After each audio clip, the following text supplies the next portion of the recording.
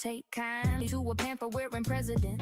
That fool needs to be in an old folks' residence, stinking up the podium, leaving stinky poo-poo on the poem, leaving stinky poo residence, and spitting venom out of his potty, spin potty mouth, Alzheimer's disease. Got us going to war at ease. Someone hand him in some medicine.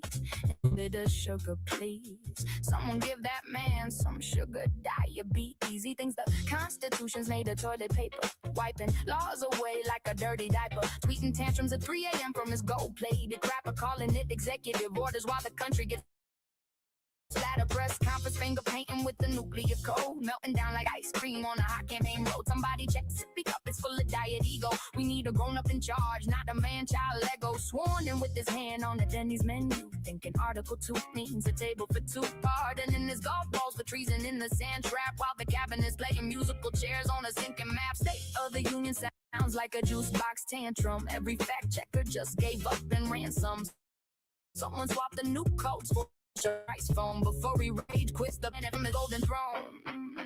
Hiding classified docs in the ketchup at Mar-a-Lago says I declassified it with my brain like a mango. Wants to nuke a hurricane, blames the weatherman. Thinks NATO's a taco when the UN's a tending fan. Gives himself a medal for best tantrum in the tie, while the teleprompter quit and the interns all cry. Someone trade the resolute desk for a high chair. He's drooling on the Bill of Rights.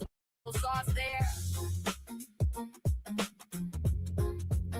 Declaring bankruptcy on Truth 6 times by noon. Bankrupt, moral compass spinning like a loon. Says I alone can fix it, then trips on the stairs.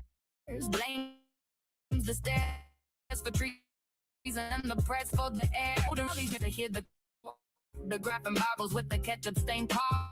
The Secret Service, a shovel in my he's tearing wing like a dead. Declares himself the chosen one, then loses to a cloud. Sues the cloud for fake rain and says it ain't allowed. Wants to build a wall around the mirror so it stops reflecting. Cleans the mirror's deep state and the glass needs correcting. Gives Putin the love note written in crayon red. Says if I don't win, democracy's dead from his waterbed. Someone take the Twitter keys and hide the nukes and daycare. He's running foreign policy like a game of truth or dare. Yeah, calls the Constitution too woke and rips it on the floor. Says I invented amendments, then asked what they're for. Trades alliances for hotel rooms with his name and lights. Thinks diplomacy's a golf score and wines are put in rights. Get a son-in-law the Middle East like it's monopoly. Bankrupts trust in the free press and calls it honest. Son unplug the pumper with the sell it. He's running the country like a casino. Betty can't spell it. Claims he passed the cognitive test because he spelled person, woman, man, camera, TV. Then forgot what country he's in and blames CNN. Wants to be president, pope, and referee. Throws a red card at the lawn, calls it total immunity. Sells NFT mugshots like they're baseball cards. Says crime pays if you're him in the system's charge.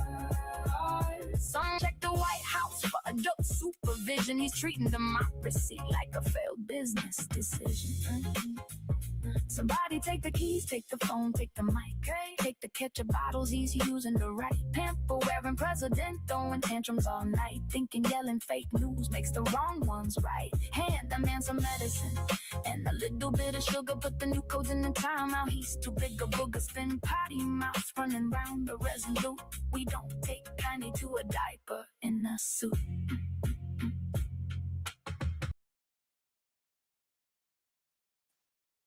Well, all right. Once again, putting it down for you and yours. This is another episode of The Lion's Den. The segment titled, The Conversation Continues. And we're your host. You have the one and only, the seventh answer, Lady Karima, a.k.a. Black Beauty Inc., a.k.a.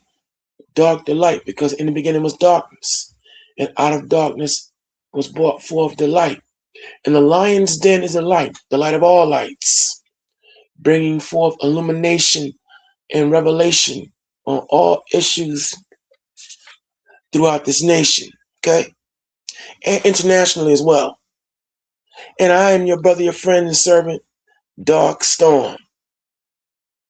And we hope that for the next number of hours, as you allow us to come into your mind, soul, and cipher, you're going to learn something, no doubt. All right? and from city to city and state to state without no foul-up, bloops, or blunders. When you step into the lion's den with Lady Karima at the helm, you're about to experience all types of miracles and wonders. Miracles and wonders. And as always, in the spirit of the late Aretha Franklin and the late Curtis Mayfield, we're going to give you something that you can feel. And that is a direct, powerful, but subtle truthality, listening experience and experiment. And of course, there are the 4 pillars which uphold this powerful machine known as a lion's den. You know, first and foremost, Isaiah, the 41st chapter, verse 21, which tells us to always be ready to produce our cause and bring forth all bodies of evidence on every aspect that we talk about. Next up is 1 Thessalonians, the 5th chapter, and verse 21, which tells us what? To be ready, willing, and able to prove all things. And of course, as we are strong advocates of freedom of speech, but responsible speech, we come with Proverbs 13:3, which tells us, he or that she that keepeth his mouth, keepeth his life. See, as we're advocates of freedom of speech, we go by the number 1 rule that governs the freedom to speak freely. That is, think before you speak. See, we think before we speak. We give careful consideration on what we say before we say it, because there's always that abuse of speech where you can say the wrong thing at the wrong time to the wrong soul and get yourself hurt.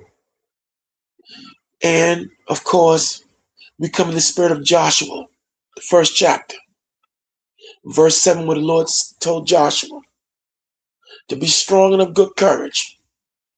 See, sometimes there's certain things that we're going to go into now and tamper with from a conversational standpoint that are, let's just say, unsettling and maybe rattling. But there's something that must be said, and he must be talked about with no fear. And of course, you also know we come with the 8 eyes, which makes this powerful machine, the lion's den, work. And that is the ingenuity, the intelligence, integrity, the inspiration, influence, independence, insight, and of course, verifiable, irrefutable, and undeniable information. And of course, when you roll with the lions and the lioness, you are rolling with pride. Righteous pride. Let me clarify. Because PRIDE, we're always permanently ready in destroying evil. The 7th answer, myself, we know we're not perfect. We don't ever claim to be. We don't walk as Mr. and Mrs. Holier than thou, or on some elitist arrogance. We understand that we have our flaws, but see, as diamonds with flaws, we still recognize we're diamonds. And when you chip away the flaw in a diamond, you get what? Perfection. So, better to have a diamond with a flaw than a perfect pebble. Keep that in mind. And of course, we're also one of the many factions of the anti-coon movement. And what's a coon? You know what a coon is. Spelled C-O-O-N. That is a complete, obedient, obvious, yes, a boss, nigger. We don't do that here. No, Stephen from Django. There is no Chicken George. There's no bedwinching. No handkerchief head, yes, a bossing. We don't do that here. Why? Because we can't be bought. And more importantly, we're not going to be sold. And this is also the home of point counterpoint. But 95% of the time, we always agree. It may be that 5% that, in order for us to get to that 100%, we may have differing ideas. We may have to do our mental jousting. But it's all done in love and understanding, because, see, at the start and end of every day, it's okay to accept differing opinions if they have relevance and they're intelligent. And on that note, to all our haters, as always, we extend to you in the spirit, Happy Haters Day. Welcome. We like when you come through too. Because, see, please understand, haters, we didn't like you yesterday. We don't like you right now. We don't really need you to be here yesterday, and we don't need you to be here now. But still, welcome. You inspire us. And to all you out there is some sympathy and empathy that the seventh answer, Lady Karima and myself, we always have for all you out there who like living in lies. You like living in bubbles. We always extend to you our deepest sympathies and empathies, because we're not going to compromise for no one. So you can always scram, skedaddle, beat it, get up out of here, vamoose, whatever adjective that describes the verb and action, and leave him. That is your choice. That is your right. And we extend that to you. Because, see, also, here in the Lion's Den, in the spirit of Conan the Barbarian, who was taught the riddle of steel, Lady Karima, she was taught the communication of steel. And what is the communication of steel? Well, we will crush our enemies, show no mercy, and listen to the boo-hoo crying of all the kooks, crazies, and trolls who will get their feelings hurt if they cross us with stupidity. As my Iron Mike Tyson said, how dare you come up in here with your primitive skills? You're just as good as dead. So be warned, the Lion's Den. When you step into the Lion's Den, understand that we hunt, we pray, and we discombobulate all who dare to come here with foolishness and stupidity. It's zero tolerated here. So with that being said, the house rule of the Lion's Den, set forth by one of our beautiful family members, I Am Manna. When you come into the Lion's Den, you will wipe your feet. You will mind your manners. And you will conduct yourself in an orderly manner and enjoy yourself. Because again, if you get out of line at any given time, the seventh answer will swoop down with the quickness, work you out like physical fitness, hit you with so many get up out of here. So fast, not even a Jehovah will witness. Now, with all these formalities out the way, we're about to hit you with the facts. That's frequently accurate, correct truths. I'm hoping you're ready. Now, tonight's subject matter, the rise. Okay, I got brain freeze. Okay, the rise and the rise of Artemis. I'm getting brain freeze. I can't believe it. The rise of Artemis, the Dark Horse mission. Okay, I got it partially right. Talk about a blunder after such a magnificent opening. But anyway, look, we're going to take you down a very serious subject matter. These last two episodes that we produced, one dealing with the pattern. The pattern The Price of Speaking Freely. We did a part 2. And at the part 2 of the pattern, the Price of Speaking Freely, it was at the 3-hour, 18-minute, and 29-second mark that as we were closing out, and we had been talking about the unfortunate demise of the sister and content creator who went by the stage name Ashley Janae, but her name is actually Ashley Robinson. I had went into talking about the possibility of her untimely demise being Masonic, involving witchcraft, warlock, machinations. I even mentioned the issue that here we are in the season of the spring equinox and the season of Artemis. And someone who was listening took it upon himself, all right, to drop a feed of comedian Eddie Griffin. Eddie Griffin, who coincidentally, because we were in these last 2 episodes, for some of y'all know, I went way down in the jungle deep, spiritually deep, in the issue of the difference between what's a coincidence and a pattern.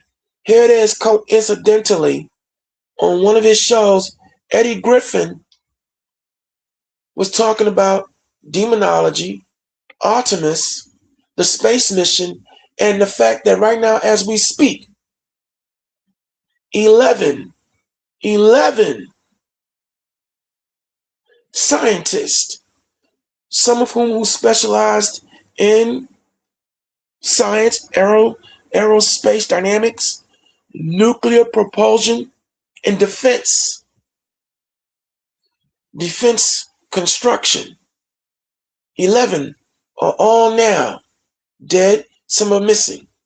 And the United States government is right now, as we speak, currently getting ready to launch an investigation over these sudden suicides. That train is never late, as Professor Black Truth would say. Suicide, mental illness, the usual spiel. But the point is, the last 2 episodes we did on this issue of coincidence pattern, we talked about a number of influencers, people who were involved in certain political matters, just suddenly coming down with a severe case of death. Now, in those presentations, I must admit that I didn't come with current information on those killings or on those deaths. Let me take that back. Let me be careful. Some that were ruled suicide. I won't say killings. But again, when I mentioned the issue of Artemis and the death of the young lady Ashley Janae, whose husband, her beau, is now under serious spotlight, and I mentioned the issue of Artemis, sacrifice, human sacrifice, all that, and went to gematria, numerology, some people call it. Again, I got hit with Eddie Griffin, who coincidentally, we're not connected, but here he was talking about Artemis, the season that we're in, and the current space mission. The recent space mission that this country, America, just completed, named Artemis. Now, the name Artemis, for some of you who are not Bible believers, you may know her by her other nom de gore, Diana, the moon goddess. Artemis. She was one of the Greek and Roman culture, the goddess of the hunt, fertility, childbirth. Also, her her construct dealt with not only childbirth but also sacrificing. They say from a agricultural, but we know that to be not true. We know that everything that these people deal with, as we're not dealing with flesh and blood. Like I said, I know that some of you may not be super spiritually inclined. Normally here we tell you we come from the Bible, but we don't go into Bible lecture, the scriptures, and I'm gonna keep my word on that issue. But I have to give you the backdrop when here it is, coincidentally, pattern-wise, 11 scientists who were connected to the development of this Artemis mission from now 2024, in these last 2 years, 11 dead and gone. Is that a coincidence? Is it a conspiracy theory? That here it is now, the Trump administration, after being pressured, are now going to launch an investigation. We're gonna see. But let me just give you a quick biblical backdrop. In the book of Acts, the 19th chapter, verses 23 to 41, you'll read where you had Paul and a number of disciples who had to go into the temples that the Israelites had going on and bring order, because what happened? You had some brothers and priests who allowed the women of the order to bring in the teachings of Artemis.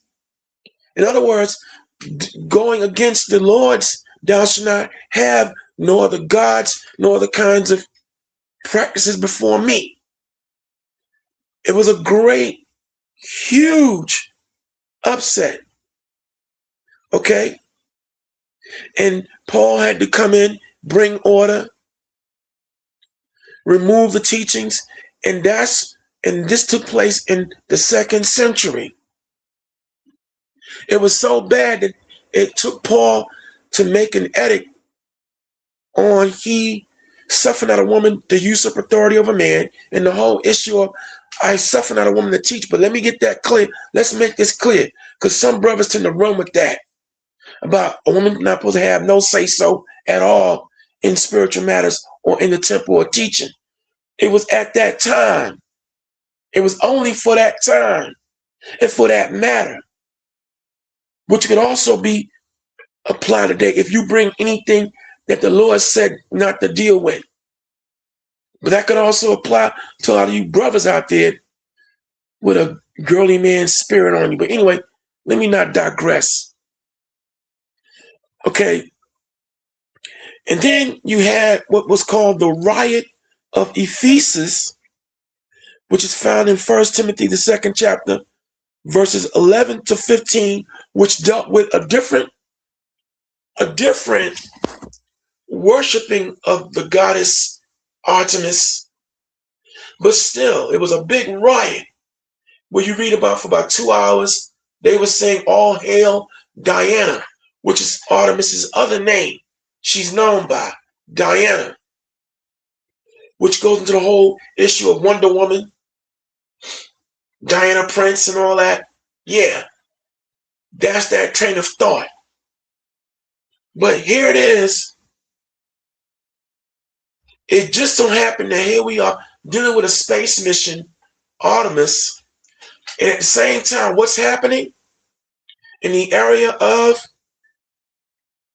if you want to call sacrifice, human,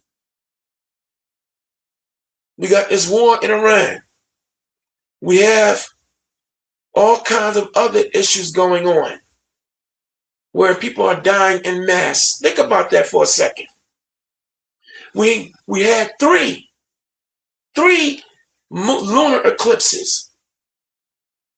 We had the blood moon, the new moon, and just recently we had another celestial phenomenon. And for all of us who are biblically inclined, who are spiritually and esoterically inclined, we know that eclipses are the signification of judgment, divine judgment.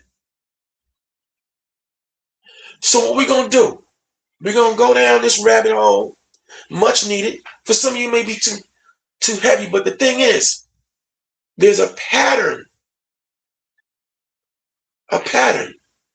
where you have these 11 scientists who worked on this project of Artemis. All gone, all dead. And now the United States government, bottling the pressure, beside the Jeffrey Epstein, because see, again, Artemis, all this ties in. Now you understand the ritualistic practices of Jeffrey Epstein and those who were caught up in that, which deals with what? Child sacrifice, human sacrifice. This is why everything is coming out in the wash. For now, my Bible believers, we know that in the book of Ephesians, the 6th chapter, the 11th verse, the Lord tells us that what?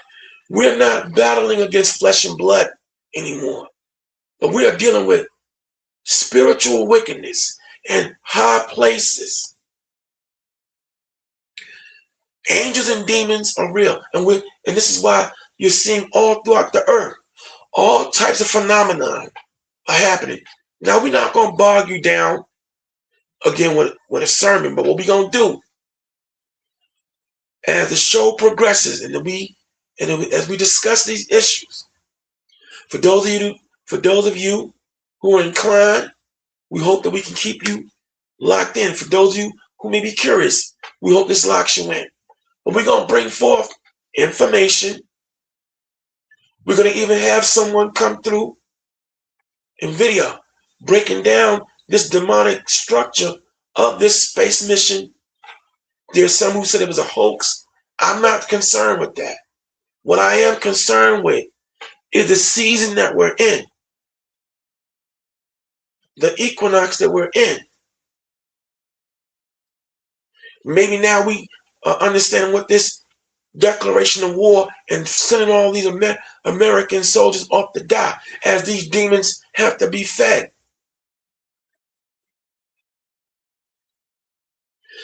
The Jeffrey Epstein, I know that some of you may want to forget it. We're not going to forget that either. Because though it's not being given media attention, there are still numbers of black women and children, black children, still coming up missing in this country. All these seemingly random police killings of unarmed black men. It's still a lot going on. So we're going to take y'all down this hole, because also we're going to revisit, because we talked about it in another show. We've had since the Ontario warehouse fires, 8 other fires, New Jersey, Ohio, and here in my neck of the woods, New York, 2, 1 in Queens, 1 in Brooklyn. We've had also fires break out. If I didn't say it in a minute, I'm in New Jersey, then North Carolina, South Carolina. I don't get it. And also Pennsylvania. Now, this goes to show you, and it ties into one of our shows, show titles, Tick, Tick, Tick, Tick, Boom, which we brought out just about 2 weeks ago. We told you, if you remember, we told you in the spirit, of course, because we don't take credit for anything that we say from a prophetic standpoint. On that show, we talked about you are going to see the rise of a lot of people ticking time bombs, and people are going to start going off. They're going to push back, and we're going to start seeing some things. Well, here it is now, a total of 11 warehouse fires. You see that? A pattern.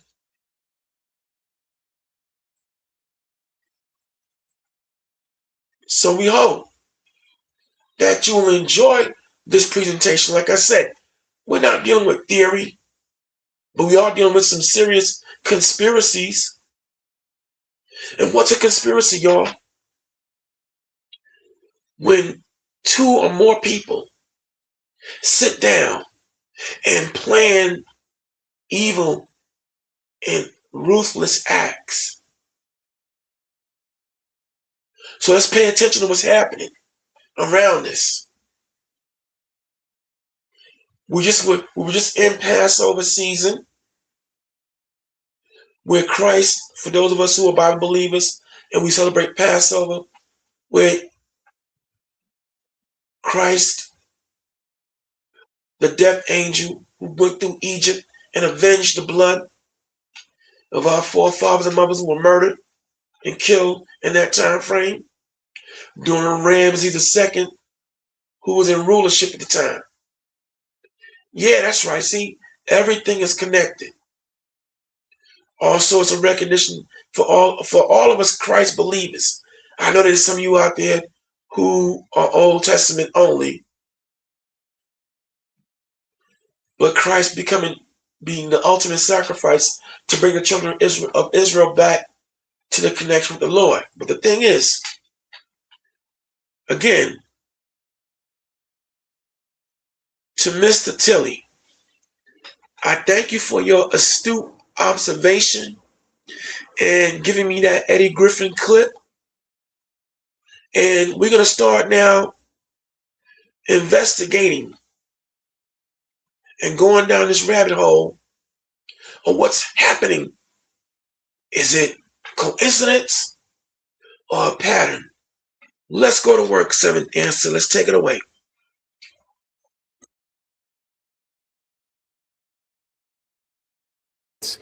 Making some pretty shocking statements yesterday about alien. Former colleague of yours, Matt Gaetz, making some pretty shocking statements yesterday about aliens. Take a look.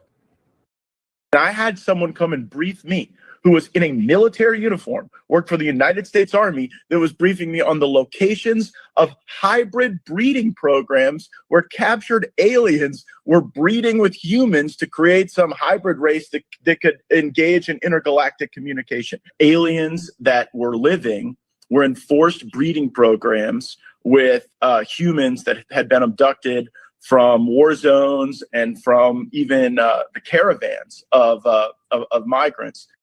All right. I mean, I don't have the tinfoil hat on just yet, Congressman, but I'm wondering, kind of how you react to that, because you are connected. You're on the UFO subcommittee. I mean, I'm just wondering what you make of that. Have you heard anything like that? Well, I'm still a member of Congress, so I can't really comment too much on what Matt said. But I will say this. Wait, seriously? Are you being serious, or is that tongue in cheek? I'm being 100% serious. Okay.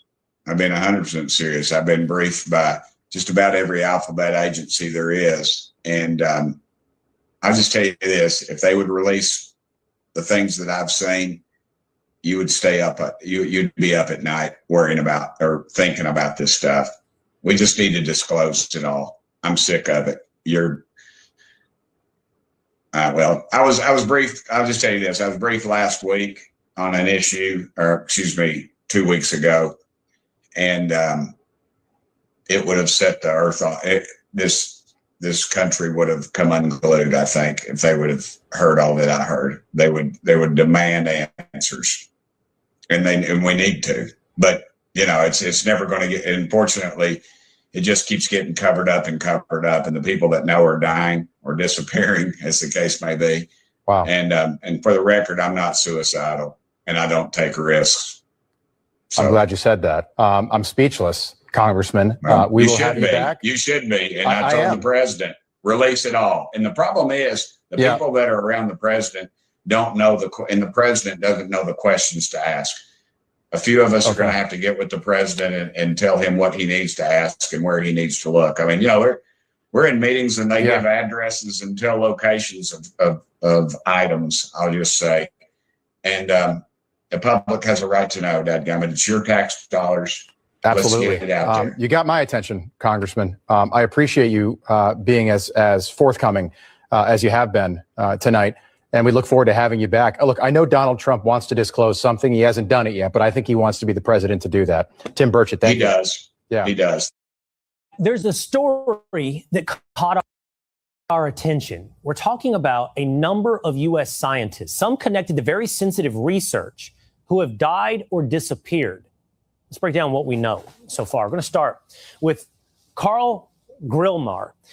Carl Grillmar, pictured here, was an astrophysicist at Caltech. He worked on a NASA-supported space telescope project and infrared systems. Now, he was shot and killed at his home just 2 months ago. Then there's Frank Maywald.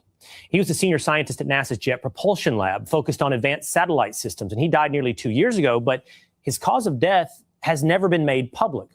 Meanwhile, Monica Reza also reportedly connected to NASA's Jet Propulsion Lab project. She went missing last summer while hiking in California. No trace. It keeps going. There's William McCaslin, a retired Air Force general. He too is missing. He's a former head of Air Force Research Lab and oversaw advanced space and surveillance programs. He's been missing since February. Reports say he once oversaw funding connected to a project that also included Monica Reza. Now, there's more. To New Mexico, Melissa Casais. She has been missing since last summer. She worked at Los Alamos National Lab. She had an administrative role, but reportedly also had security clearances. Just months earlier, she went missing. So too did Anthony Chavez, also connected to Los Alamos, an engineer. He disappeared during a walk. No signs, no answers. And then finally, there's Nuno Loureiro. You remember Nuno Loureiro? He was the MIT researcher focused on nuclear fusion and was shot and killed in his Massachusetts home last December. It was the case of the Brown shooter. It's a separate case with no confirmed links to the others. But here's the key point. Authorities have not connected these cases, but look at the overlap. The same handful of institutions, NASA, Air Force Research, Los Alamos Laboratory. So could they be connected, or is this something else entirely? There's a story that caught our attention. We're talking about a number of U.S. scientists, some connected to very sensitive research, who have died or disappeared. Let's break down what. There are now 10 American scientists who have either gone missing or died since mid-2024. They all reportedly had access to classified nuclear or aerospace material. Is anybody investigating this to see if these things are connected? I've seen the report, Peter. If true, of course, that's definitely something I think this government and administration would deem worth looking into. So there are now 10 American scientists. 8 scientists, all missing or dead, and the government still has no answers. People who know the most classified secrets in America are disappearing. First, a materials scientist with NASA ties. She went for a hike in California in 2024 and never came back. No body, no evidence, and no leads. Search and rescue found nothing. She's still listed as missing. Then there's the retired Air Force general, decades in advanced research programs. One day in 2025, he vanished from his own home. No signs of a struggle, no note, no sightings since. And these cases keep coming. An astrophysicist, respected, published, connected to cutting-edge research, was shot and killed on his own front porch. What makes the story so compelling is the overlap. Several of these individuals had professional connections or worked on classified classified or cutting-edge projects, which fueled speculation about whether there could be a larger pattern or even a coordinated threat. Now authorities are focused on why. 8 people in different states and different fields, but they all had one thing in common: access to information most people will never see. For now, what looks like a chilling pattern may actually be a series of unrelated tragedies, but until more answers emerge, the mystery of these scientists continues to spark concern and debate. 8 scientists.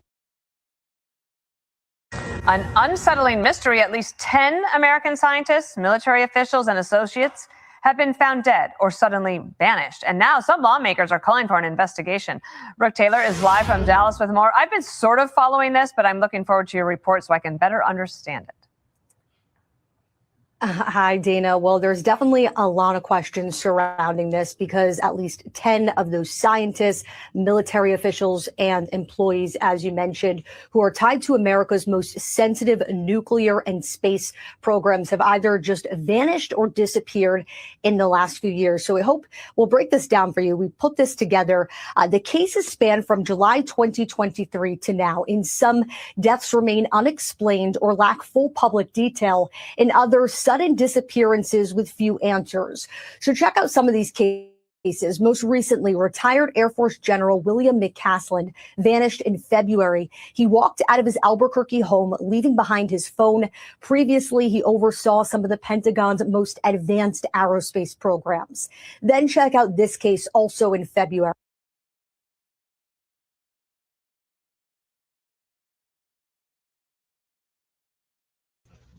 And we actually covered that case, remember?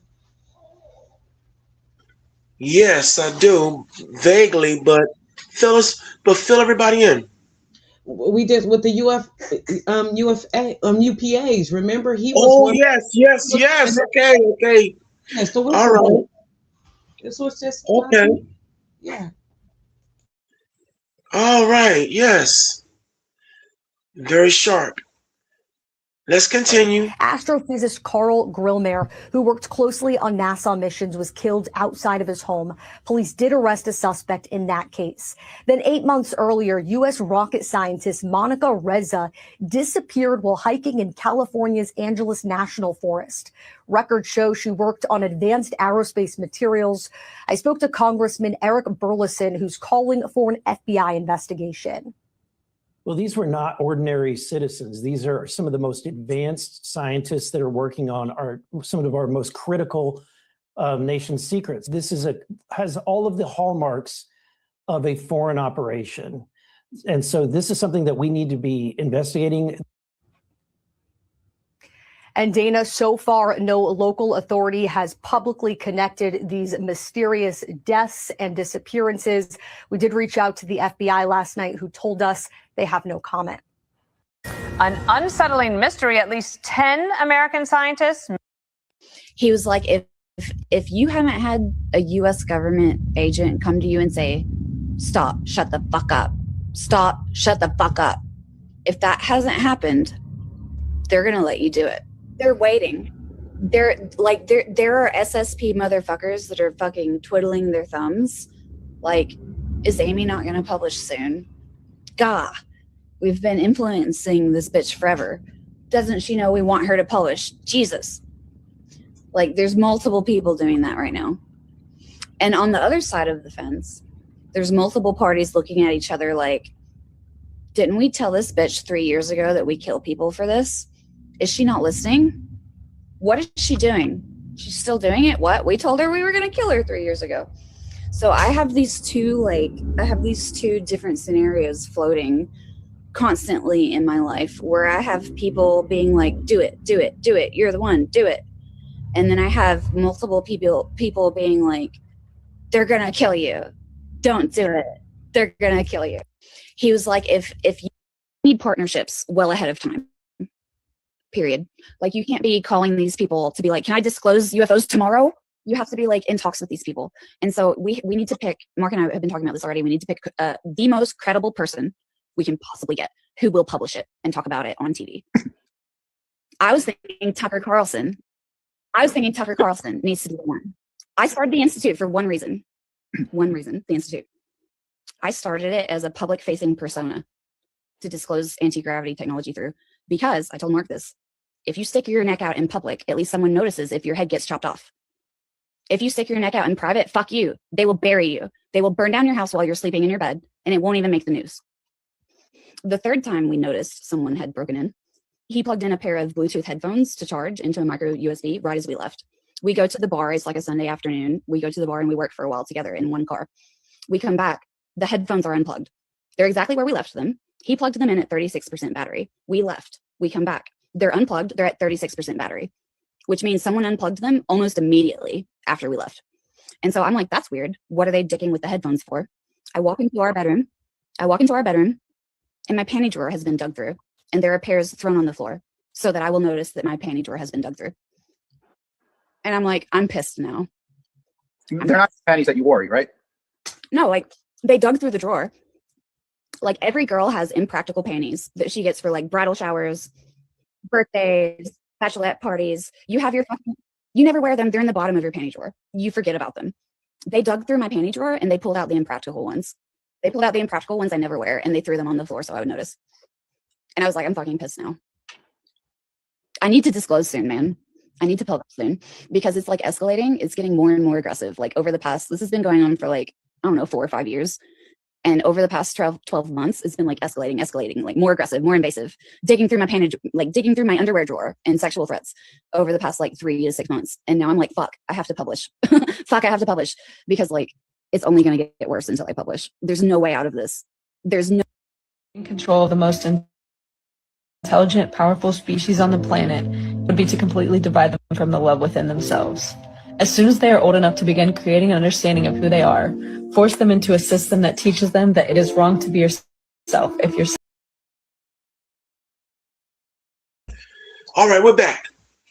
As you can see, we always provide proof. We always provide evidence and everything else, producing our cause. This is not conspiracy theory. This is not. No. Let me slow down. We're not dealing with theory. We're dealing with conspiracy. We're dealing with reality here. Now, back to the seventh answer put forth. All these people, highly intelligent developers and creators, but you know what? Oh, we got more for you. It's not over, as Teddy Riley would say. It's not over. So I'll come back. Let's go to work, seventh answer. Let's go to work. A space scientist has been found dead after she warned, "My life is in danger," in the latest in a number of mysterious cases. 11 people working close to US space programs have now died or gone missing recently, with Donald Trump now vowing to uncover the truth. The latest person to be identified is 34-year-old Amy Eskridge. Conspiracy theories around her death have ramped up in recent days after an unearthed interview saw her voice grave concerns over the consequences of her job. She had said in an interview in 2020, "If you stick your neck out in public, at least someone notices if your head gets chopped off. If you stick your neck out in private, they will bury you. They will burn down your house while you're sleeping in your bed, and it won't even make the news."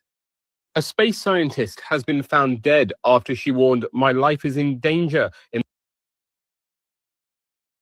They say narcissists control every. Space scientist has been I'm found. sorry, hold on. Wait. Was that the girl we just saw a minute ago talking about her panty drawer? Is that the same scientist? Yeah, she the 11th victim. Damn. Yes. So let me get I missed into. that. Yeah, I wanted to play I her. missed that. Wow. Yeah, she's the 11th victim. And hear the stuff that she's talking about. I'm going to play this video and then I'm going to go get her again. And you need to hear what's coming out of her mouth. Damn. All right.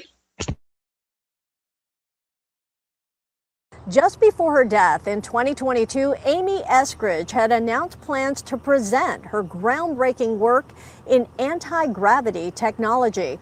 The 34-year-old had been openly experimenting in the field and founded a research company called the Institute for Exotic Science to establish a more public space for developments in anti-gravity work. Her death from a supposed self-inflicted gunshot wound has long been questioned since she had expressed fearing for her life at the time. she worked closely with her father.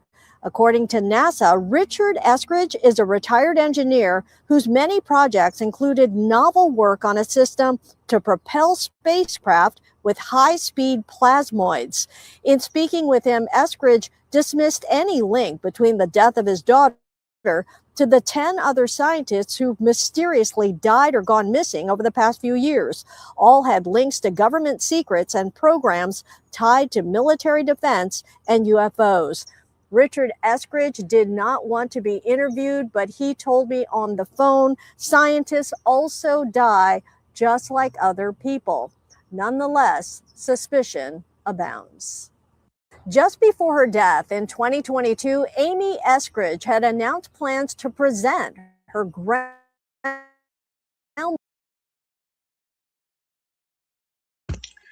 Yeah, okay. And we'll leave it up to you out there in Lions Den land. Conspiracy or conspiracy theory? What do you think? Here it is. 11 scientists. All gone. Now, what I peeped earlier, did you hear what the congressman who was talking about UFOs? Did you peep when he said, as y'all were listening, that, hey, listen, I want to make sure that you understand that I'm not suicidal, that I'm not crazy. You notice how he threw that in there? As he talked about the issue of seeing unidentified aliens, they call them aliens or beings. But I want to let you all know, for some of you that may not go back as far, former presidents Jimmy Carter, Ronald Reagan, Gerald Ford are all on record as testifying that they, in certain moments of their presidencies, have encountered other world life forms or alien life form, ALF. They're on record as saying this. So this is how deep it is. See, again, conspiracy theory is when you talk about a number of issues with no connection or no kind of proof of any kind. In these cases that we're talking about right here, the proof is in the pudding in itself. How do you account for 11 brilliant people, one of whom articulated her life was in danger, as we just heard her say, and they're all gone? Some just doing ordinary things. Some had hitmen walk up, if you want to call, hitmen just walk up on them. No, I won't say hitmen because I can't prove that. So keeping it integrity-wise, you had some bozo walk up on them for no reason and just randomly shoot them. Notice now, no robbery, nothing, nothing of the sort. They were outside their homes, enjoying a day, a night, even whatever, and someone just walked up on them and gunned them down. Then you had a young lady here who was cut down. Her father. Okay, I'm sure he's grieving. He wants to say that her passing, her demise is not connected to the other 10 of her peers. All right, that's his right. If that's his feelings and sentiments of it on the issue of his daughter's sudden demise and self-inflicted gunshot wound, okay. I can't refute it. I can't take that from him. But from where we hear on the conversation continues, the Lion's Den, the light of all lights, you all. As we bring illumination to these revelations, yo, this stinks to high heaven.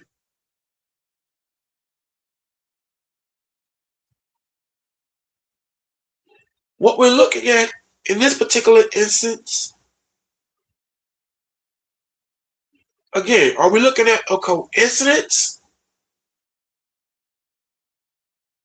or something more sinister and evil as far as a pattern is concerned? You know, we have pattern, which is a series of events that are continuous, that happen in a series, and then they stop. Like, you know, for instance, you may have what they call a serial killer. I'm sorry, a serial unaliver. He or she, they may, in a pattern, hit up random people, take their lives, stop, then start back up. But they're doing it, it's a pattern. So what we're looking at here now is a behavioral pattern. We'll prefix the word behavioral to pattern, a behavioral pattern, which defined universally is a set of behaviors. I'm going to read it from the dictionary. A set of behaviors which refer to recurring actions or habits. So behavioral wise, we're looking at fabulously accomplished, brilliant people who were at the threshold of cutting edge technology and development, all suddenly come down with a severe case of death, and now the United States government is going to investigate. Hold on for a second, y'all. Hold on.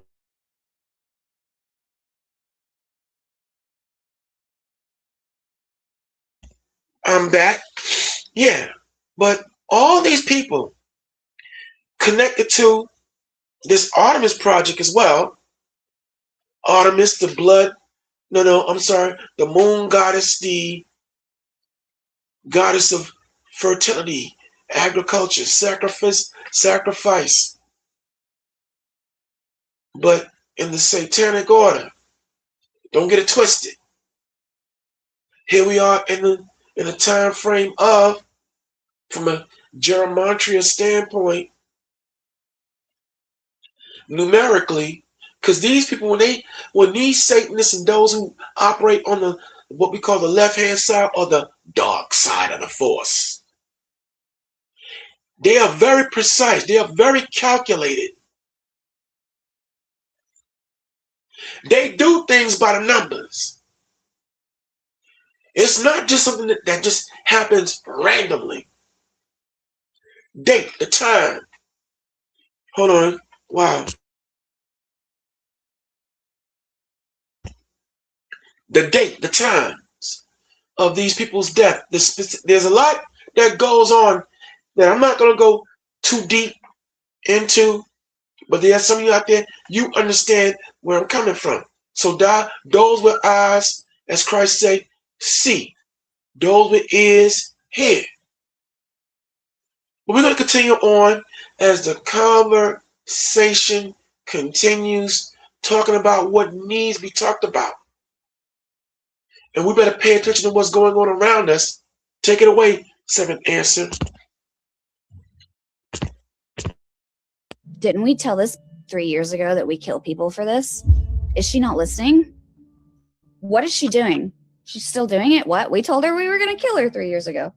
So I have these two different scenarios floating constantly in my life where I have people being like, do it, do it, do it. You're the one, do it. And then I have multiple people being like, They're gonna kill you. Don't do it. They're gonna kill you. What happened to Amy Eskridge? She is now one of the 11 missing scientists that we've been hearing about lately. Compared to the other missing scientists, Amy's story has a lot more layers of strangeness surrounding it. Anti-gravity technology, human beings from 52,000 years in the future, disclosure, and other strange topics. Let's look at some of this strangeness that surrounded Amy Eskridge. Didn't we tell this? 11th scientist has been found unalived in recent years, right? In a massive web of strange, mysterious things taking place.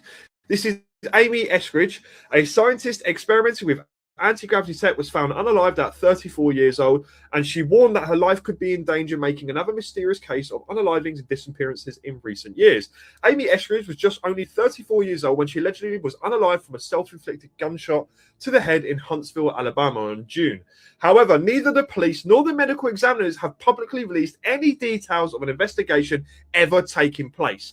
Now, before she was unalived, okay, she came forward on a video that I'm about to show you saying that disclosure would come from Huntsville, Alabama, right? And during this time of her releasing this massive statement and in her unaliving, it's very closely tied, right? And how many times have we been seeing this self-inflicted, or this person couldn't be trusted to be on their own, all right? Check it out. Disclosure is going to come out of Huntsville, Alabama, out of Redstone Arsenal. Redstone Arsenal in Huntsville, Alabama is the biggest fucking deal that you've never heard of. It's the biggest fucking deal that you have never heard of. Because the fact is that we have deep and wide, extensive credibility that no one knows about, because you're not supposed to know about it, because it's in Alabama, it's obscure. You're not supposed to know about it. That's the point. People that don't know what Huntsville is. Amy People showed know what Huntsville is? Is that what you're saying? People don't know what Huntsville is. Huntsville is the biggest fucking deal on the planet that you have never heard of. Now, like, Huntsville is the Silicon Valley of government national security technology and intelligence community technology and aerospace technology. Huntsville is like the hub. Like, we are number 3 on the first strike launch list. If first strike happens, 3 targets, Huntsville will be one of them. Alabama. This is Alabama, dude, in the deep south. We're in the top 3 first strike. We're in the top 3 first strike because you haven't heard of us. That's why. It's on purpose. I started the Institute for one reason. One reason, the Institute. I started it as a public-facing persona to disclose anti-gravity technology through, because I told Mark this. If you stick your neck out in public, at least someone notices if your head gets chopped off. If you stick your neck out in private, fuck you. They will bury you. They will burn down your house while you're sleeping in your bed, and it won't even make the news. 11th scientist has been...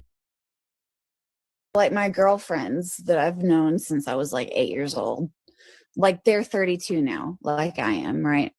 And so I'm calling them, I'm talking to them, and I'm like, yo, we discovered anti-gravity and it's a real hassle. Like, we discovered anti-gravity and it's like the worst thing that ever happened to us in our entire lives. It's like a fucking curse. It's horrible. Like, we discovered anti-gravity and our lives went to shit and people started sabotaging us, and it's a harassment, threat. It's awful. And I'm talking to my girlfriends that have known me my entire life, and they're like, hey, I've known you forever. I grew up like visiting your house and slumber partying at your house and like listening to your dad rant, whatever, etc. And they're like, hey, if anti-gravity were to be discovered, it would be in Huntsville. And if someone in Huntsville discovered anti-gravity, it would be your fucking family. It would be your fucking it would be the Eskridges. And my girlfriends that grew up with me are like, I believe you. I have no doubts. They're like, whatever. I grew up in your house. And yes, I believe it. I don't even have to see it because I know you. They're like, yes, it makes perfect sense. Perfect sense. Natural evolution, fact, reality. Yes. They're like, I don't have to see it. I believe you. So like, that's where I'm coming from here. It's obvious to everyone around me and my family's my family's in like total denial. My family's in total denial. And we're like, so I hired this new cybersecurity company, and it's run by the former CIO of Northrop Grumman. I was referred to him for a reason. And he's like, hey, I've been spending 35 years in counter espionage, specifically for the Navy, specifically for advanced propulsion. And I was the chief information officer for Northrop Grumman. And I was like, okay, I'm going to tell you a series of really crazy ass stories. And can you please reserve judgment until the end? And I told him a bunch of stories about like electronic and physical surveillance and stalking and like weird ass death and sexual threats and shit. And I got to the end and I was like, okay, I'm ready. Tell me I'm crazy. I'm here. I'm ready. I'm insane. Tell me I'm sane. I'm ready for it. Tell me. And this guy was like, I wish I could tell you that you were insane, but you're totally not. He was like, I'm so fucking sorry. He was like trying to let me down gently. And he was like, the stories you've told me, I've heard from other young women in technology positions. And he was like, they do it on purpose. They do like crazy ass shit to you that is unbelievable just so that you feel like you can't tell anyone.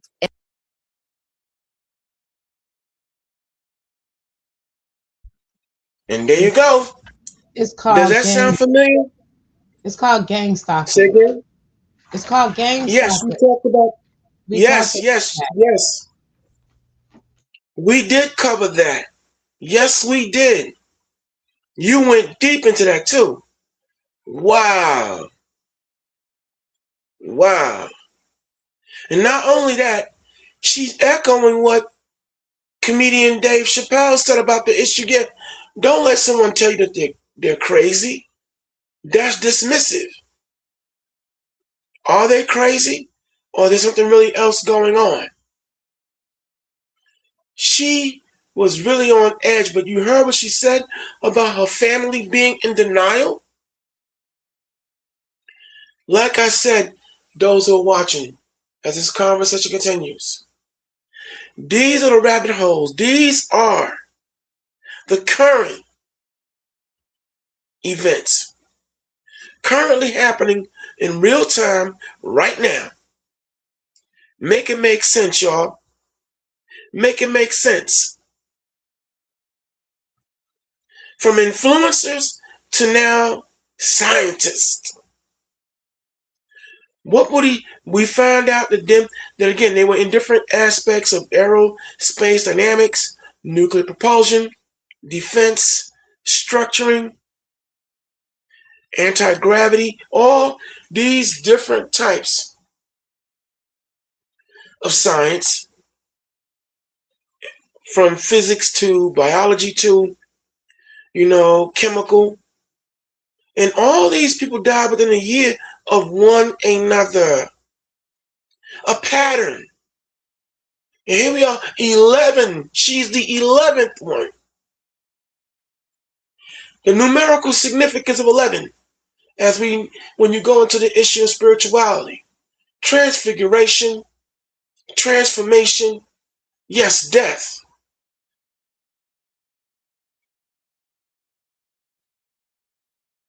All of this is happening back to back to back. And I'm willing to bet, although I didn't go down that hole to investigate the day these people died, I wouldn't be surprised if some kind of equinox or some kind of solstice happened when these people all passed away. But the ones who died currently, within these last 3 to 4 months, here we are in what? The season of Artemis and an equinox. And I know for some of you out there, there they go. Listen, not everything is always earthly. We are dealing with angels and demons. We are dealing with good and evil. And there'll be some who out there will like to have you believe that everything is always earthly. No, it's not. No, it's not.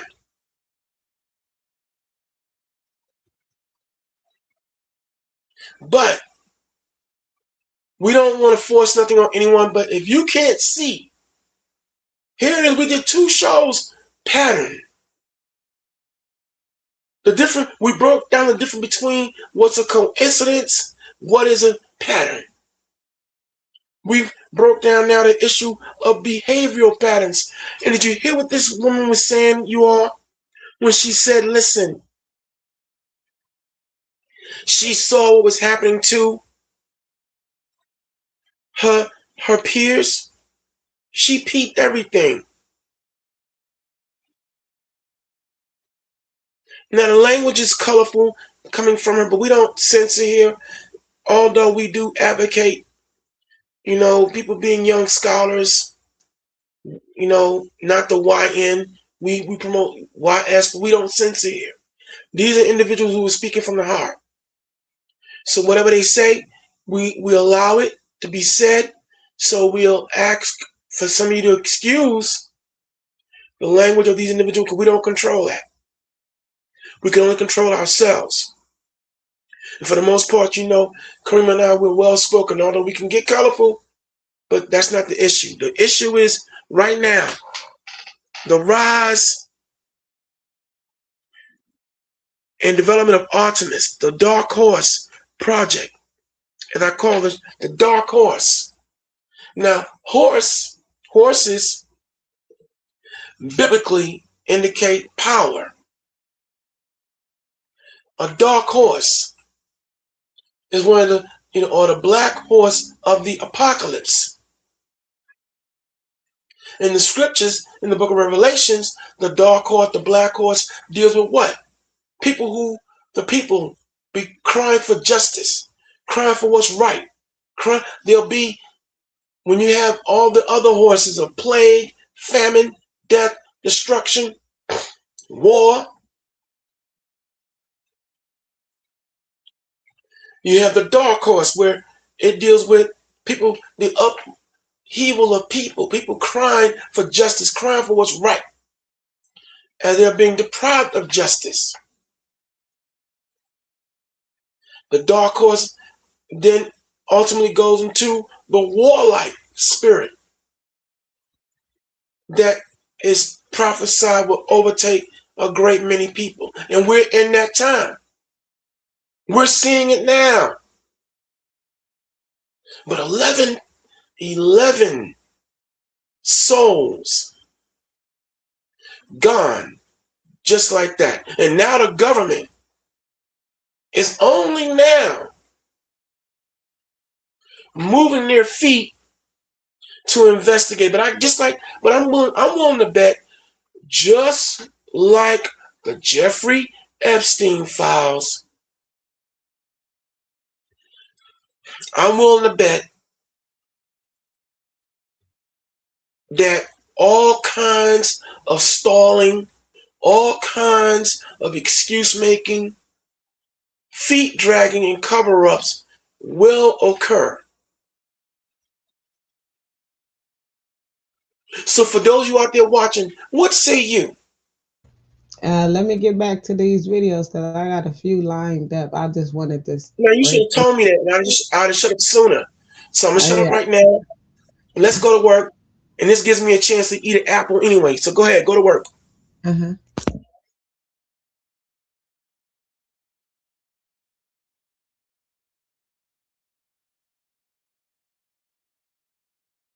And they pose as like agents from their own government. My trick is that I tell everyone.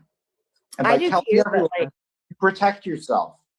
I tell people, but I wait until I have 5 or 6 smoking guns before I open my mouth. But like, this guy was like, I'm so fucking sorry. He was like letting me down gently. He was like, I've heard these stories before from other young women. He was like, there's the DVD Blu-ray Epic War, where it was like uncertain for a while whether DVD or Blu-ray was going to predominate. And it was between like US and China. And he was like, there was this female like technology executive in the US that was affiliated with that. And he was like, she couldn't go to the grocery store with her children without receiving like people following her in a car and like threatening her in the parking lot. And he was like, I've heard half of your stories. And the half of them that I haven't heard, I totally believe. He was like, they do crazy ass shit to you just so that you feel like you can't talk about it. It's really bad because like I love to work at bars by myself. Like my most productive zone is to go to a bar by myself and sit there with my laptop and drink beer with my headphones in and get a shit ton done. I can't do that anymore. Amy, I got a freaking bar. Anymore. I got a bar across the street from my lab. Right here. I stopped that habit because I can't go to a bar by myself in the past 12 months ever without weird ass shit happening. Weird ass shit. Amy, look, that's right across from my office. I can't go there. Don't even show it to me. I can't go there. You can go there. I know the bartender. That's the safest option. Like I've been roofied multiple times. Like my extended team has been roofied multiple times. Like it's a fucking roofie party over here. It's a roofie party. Tell him about the guy who offered you 1 or 2. I can't. Yeah. So I don't go to bars by myself anymore, even though it's my most productive zone.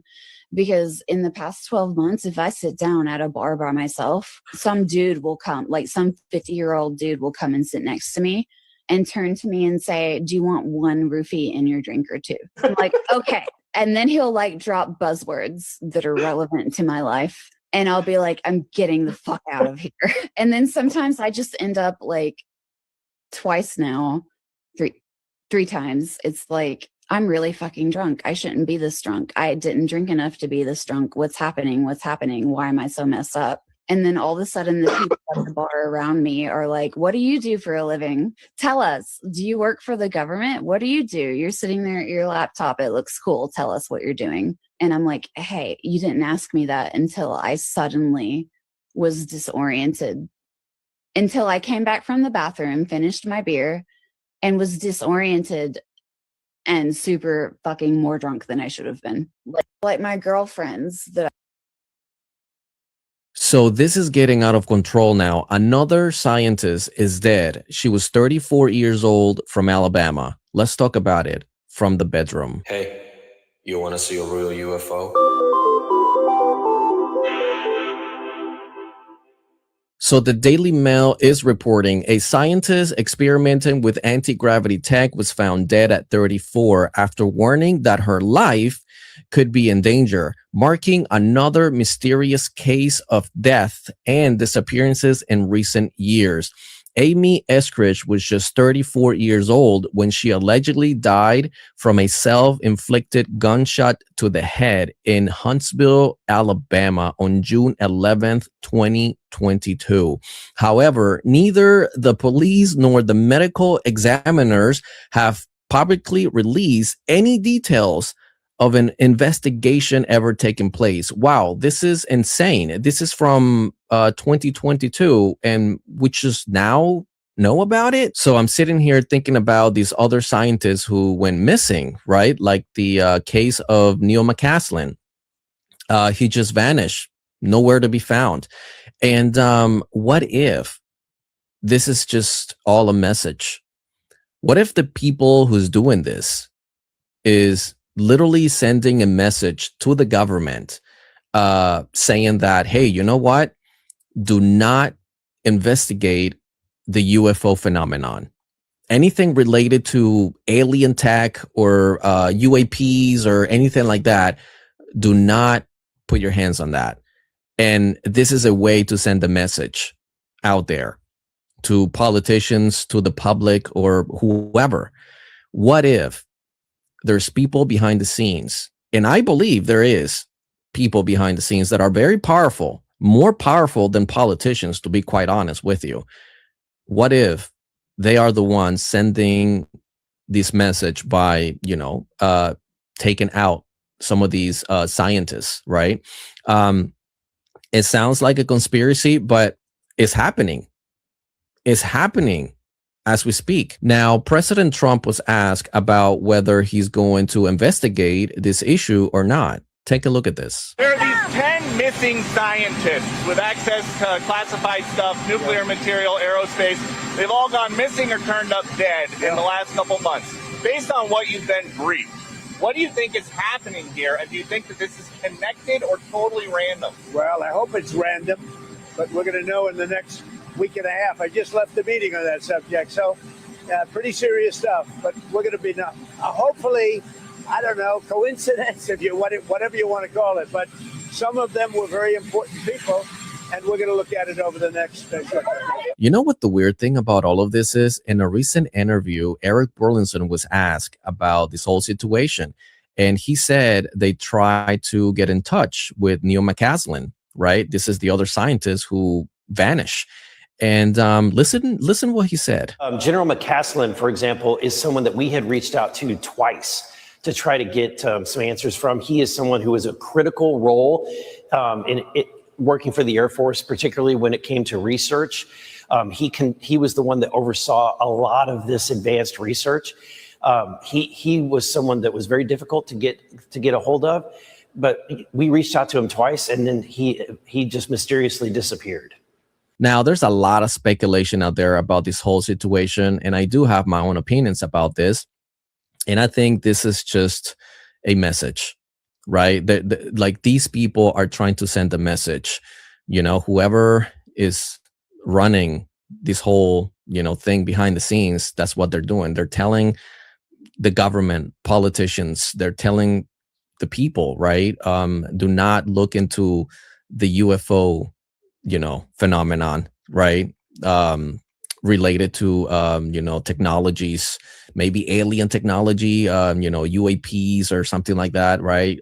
So I don't know. It looks like that. It sounds like that is the message they're trying to send. I mean, come on, scientists are missing, people are dead. So, it's not a conspiracy anymore. So, but let me know about this. Let me know how you guys feel about this in the comment section. And if you like this video so far, please give it a like. I'm watching this interview and she says something that I think applies to social media, and I want y'all to watch it. You do it all for free. Let me comment on that. The biggest problem with really smart motherfuckers is they solve one really big problem, they get a pat on the back, and they rest on their laurels forever. I'm really smart. I'm a smart motherfucker. I'm a genius. I solved this famous problem. I published this paper. I got a Nobel. Dopamine, dopamine, dopamine. Reward complex in my brain. Dopamine, reward, reward, reward. And they rest on their laurels. You know what they do with their smartest people? Cancel, cancel, cancel. Dopamine block, dopamine block, dopamine block. They get the ideas from you. They get the design. They get the prototype that works the first time you turn it on. And then they cancel it and they take it a level deeper.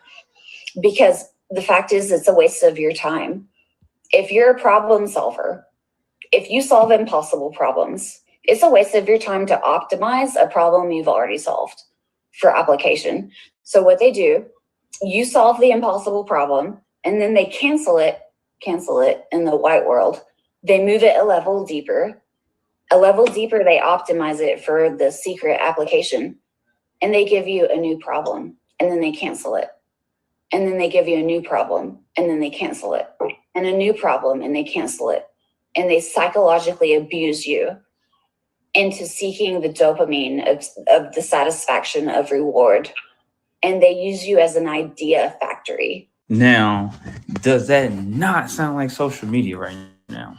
Does it not sound like we're being harvested, not for only our ideas, but for our energy? You have to post every day if you want views now. I'm sorry to be the one to tell you that. If you don't care about views, post when you want. But if you want the views, you have to post. Your account has to be in good standings. Will you have a video that goes viral every once in a blue moon? 100%. But that's the game. Because when you do feel like you figured it out, you'll try to create more content, which not only keeps you on this app more, it keeps other people on this app more. But don't let the app use you, because I've been there. I started using this app, but then it got to a point where I'm live streaming, I'm doing certain things where the app started using me. And that's a hell of a feeling. I'm watching this interview. Wait, have you heard about Amy Eskridge? The anti-gravity researcher, right? Yeah, but wasn't that all kind of fringe? Not exactly. She actually worked around aerospace circles and talked about advanced propulsion, stuff way beyond conventional rockets. Okay, but what did she say about NASA? Well, that's where it gets interesting. In one of her interviews, she suggested that Big institutions, including NASA, weren't really pushing breakthrough propulsion the way people think. Like holding back? More like being stuck in old frameworks. She said innovation in areas like gravity modification wasn't getting serious attention or funding. So she thought the real breakthroughs were happening somewhere else? Yeah. She believed smaller groups and independent researchers might be closer to big discoveries than government programs. That's a bold claim. It is. And she also said she felt pressure to publish her work quickly, like she didn't want it buried or ignored. That sounds intense, but is any of that proven? Not really. A lot of her ideas, especially anti-gravity, are still highly speculative and not accepted in mainstream physics. So, part science, part mystery? Exactly, and that's why people are still talking about her. Was she ahead of her time? Or chasing something that doesn't exist? Follow for more unexplained science stories. Wait, have you heard about Amy? And let me tell you, I'm in Huntsville, Alabama. I know I've said that several times. We're the Rocket City. We're the biggest deal you've never heard of. Von Braun was here and we won the space race. We developed the Saturn V here. We built the Saturn V here. We won the space race here in Alabama, whether you've heard of it or not. And I can tell you for a fact, so many prototypes. So many prototypes. Only prototype built like this in the world. You turn it on the first time, it works exactly like you thought it would the first time. Great data. You apply for more funding to test it more thoroughly, they cancel it. They cancel it. It goes to NASA divestment. It goes to the auction block. People bid on it. And literally scrap metal vendors win the bid and melt it down for scrap metal and sell it. We could be crazy far. We could be on the moons of Jupiter. We could be exploring Pluto that isn't anymore. If we had spent money differently.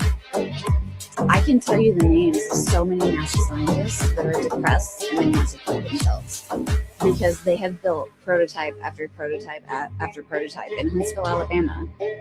First in the world, never before seen, worked the first time you turned it on exactly like you thought. It was canceled and melted down for scrap metal. And let me tell you, I'm in Huntsville, Alabama. I know I've said that several times. Disclosure is going to come out of Huntsville, Alabama, out of Redstone Arsenal. Redstone Arsenal in Huntsville, Alabama is the biggest fucking deal that you've never heard of. It's the biggest fucking deal that you have never heard of. Because the fact is that we have deep and wide, extensive credibility that no one knows about because you're not supposed to know about it because it's in Alabama, it's obscure. You're not supposed to know about it. That's the point. People that don't know what Huntsville is. Amy People know what Huntsville is? Is that what you're saying? People don't know what Huntsville is. Huntsville is the biggest fucking deal on the planet that you have never heard of. Now, like, Huntsville is the Silicon Valley of government national security technology and intelligence community technology and aerospace technology. Huntsville is like the hub. Like, we are number 3 on the first strike launch list. If first strike happens, 3 targets, Huntsville will be one of them. Alabama. This is Alabama, dude, in the deep south. We're in the top 3 first strike. We're in the top 3 first strike because you haven't heard of us. That's why. It's on purpose. I started the Institute for one reason. One reason, the Institute. I started it as a public-facing persona to disclose anti-gravity technology through, because I told Mark this. If you stick your neck out in public, at least someone notices if your head gets chopped off. If you stick your neck out in private, fuck you. They will bury you. They will burn down your house while you're sleeping in your bed, and it won't even make the news. Disclosure is going to come out of Huntsville, Alabama, out of Redstone Arsenal. Redstone Arsenal in Huntsville, Alabama is the biggest fucking deal that you've never heard of. It's the biggest fucking deal that you have never heard of. Because the fact is that we have deep and wide, extensive credibility that no one knows about because you're not supposed to know about it because it's in Alabama, it's obscure. You're not. You guys, I have said it. You can ask Southern. I have said it. There's something about Huntsville, Alabama. You don't put the U.S. Space Force headquarters. You got NASA, right? And you got a large military base. It's all right there connected, right? Then you've got the FBI building.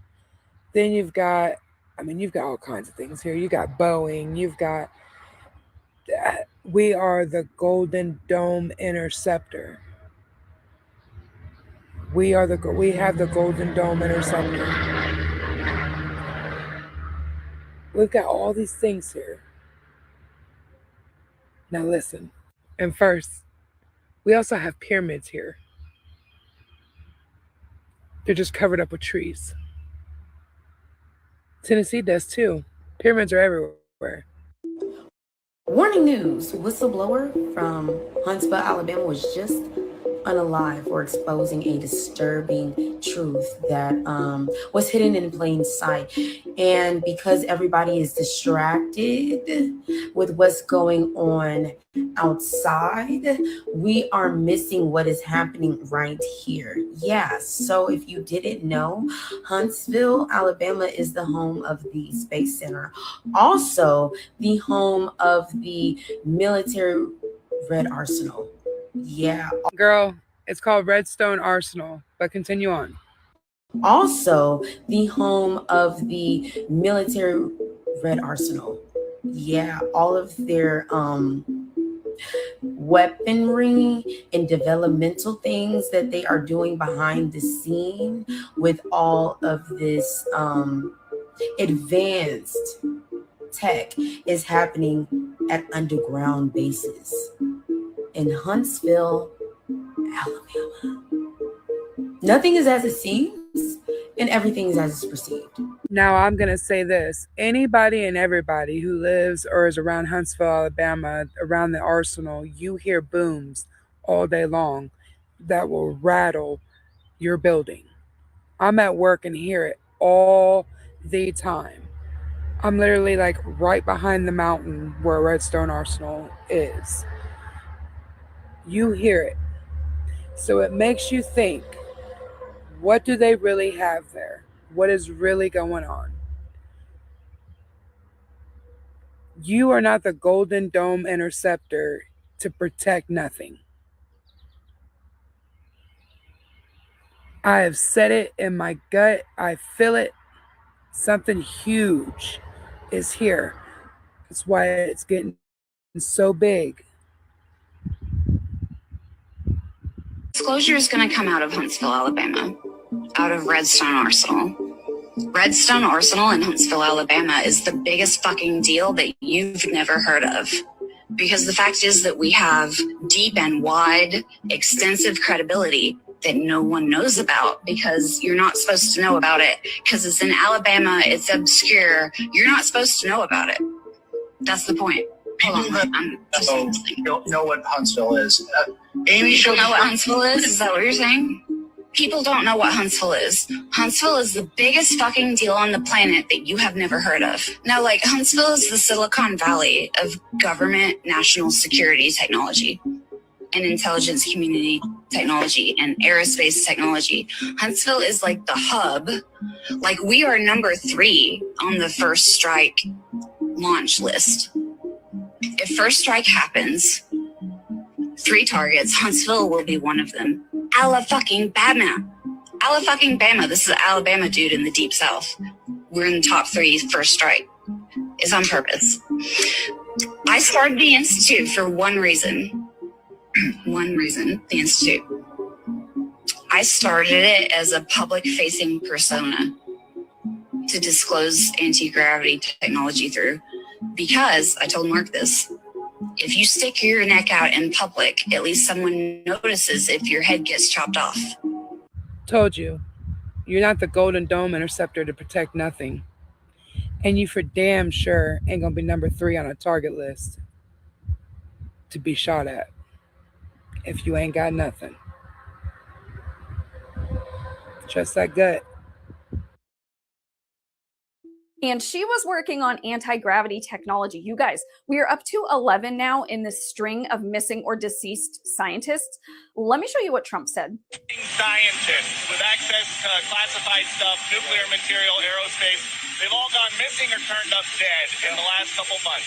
Based on what you've been briefed, what do you think is happening here? And do you think that this is connected or totally random? Well, I hope it's random, but we're going to know in the next week and a half. I just left the meeting on that subject, so pretty serious stuff. But we're going to be hopefully, I don't know, coincidence, whatever you want to call it. But some of them were very important people, and we're going to look at it over the next. Now, I looked into the team she was working with. Okay, we'll come back to them in a second. The NNSA also confirmed that it's looking into the matter. Also, did you catch that Trump said a week and a half? I thought that was a very specific deadline. Also, how do they know that more aren't going to pop up that are possibly connected? Now, Amy actually had a company with her father where they worked on gravity modification, engineering, and development. Now, it needs to be said that her father has stated that he doesn't think there's anything suspicious surrounding her death. And I looked into the team that was working with her, and they all do appear to be alive and well. So what do you guys make of all this? And she was working on anti-gravity technology. You guys, we are up to 11 now in this string of missing or deceased scientists. This isn't a story. It's my story. This is a real story. And don't forget that. This is real. This can't be made up. Sorry, guys. This is personal. This affected the rest of my marriage, my life, and my relationship with my child.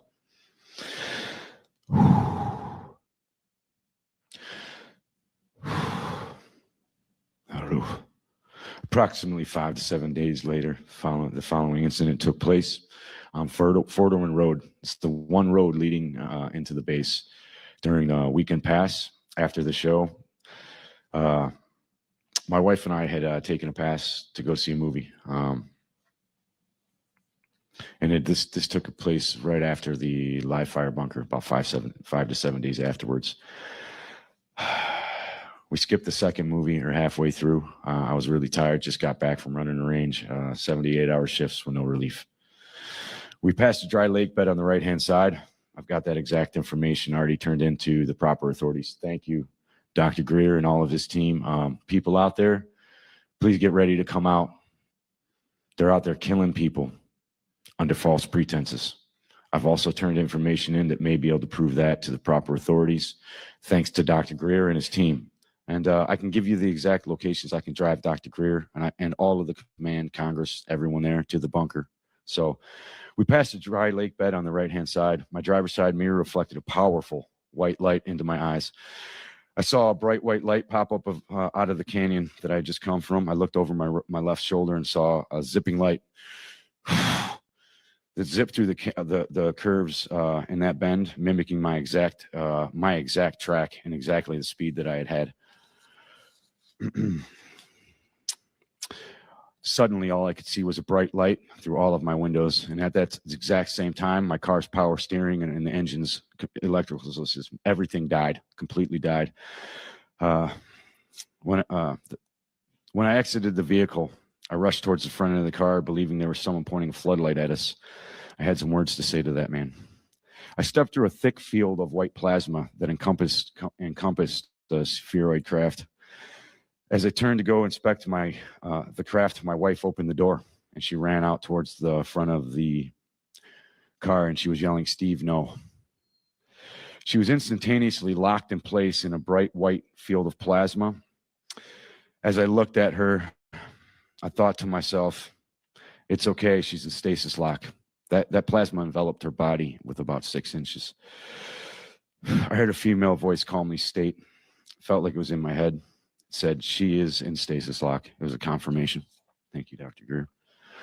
Relieved that she was safe, I started approaching the craft for further inspection. The craft and the car were nose to nose at a 90-degree formation. If you looked at it from a bird's eye view, it'd be in an L shape, nose to nose. The craft was, there was a plasma field emitting approximately 12 inches off of the craft inside this white plasma field. The craft seemed about approximately 23 feet long. I stepped forward with my left hand extended and slightly reaching out to it. The craft responded to my movement. This startled me slightly, but I took it, stood still, just in case. By moving back and pivoting the nose away from my hand like a cat or a boxer, and it felt like a cat to me.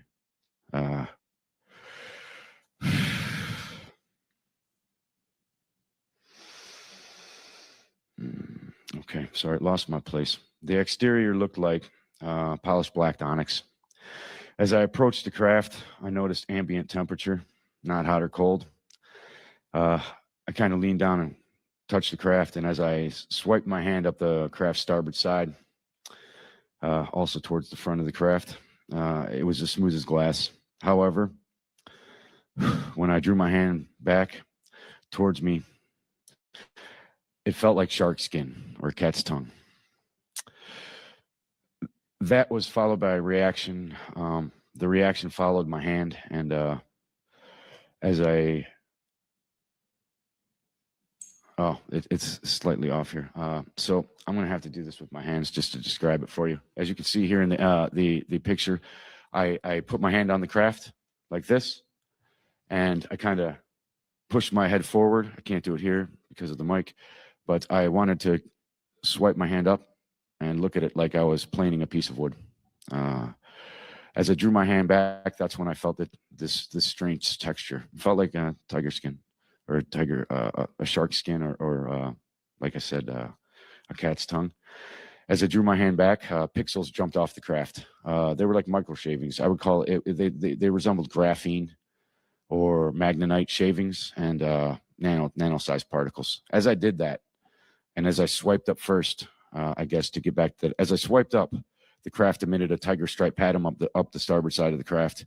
As I drew my hand backwards, the pixels popped up. And as I did, the craft purred. It bellowed through my body. I could feel it resonate my body cavity. And it was very intense. I felt like I was in contact with a living creature. Yes, sir. The reaction, okay, I'm already done with this. Thank you. As I drew my hand back, a lattice work opened up underneath. There was a very vibrant colors coming out of the craft, the underskin. This was a very thin nano layer.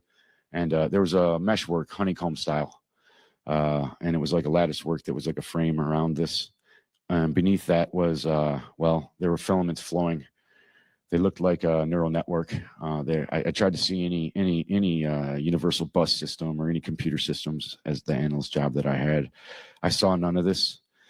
As I drew the hand closer to myself, trying to peer through all these bright, wicked, beautiful lights that were pinks, blues, and every light color you could think of in the spectrum, I wasn't able to see anything through it. So as I drew my hand this way, I kind of pressed off the vehicle. The vehicle was stable. I mean, this thing was locked in position. It's not like Star Wars when you jump off of something and it moves.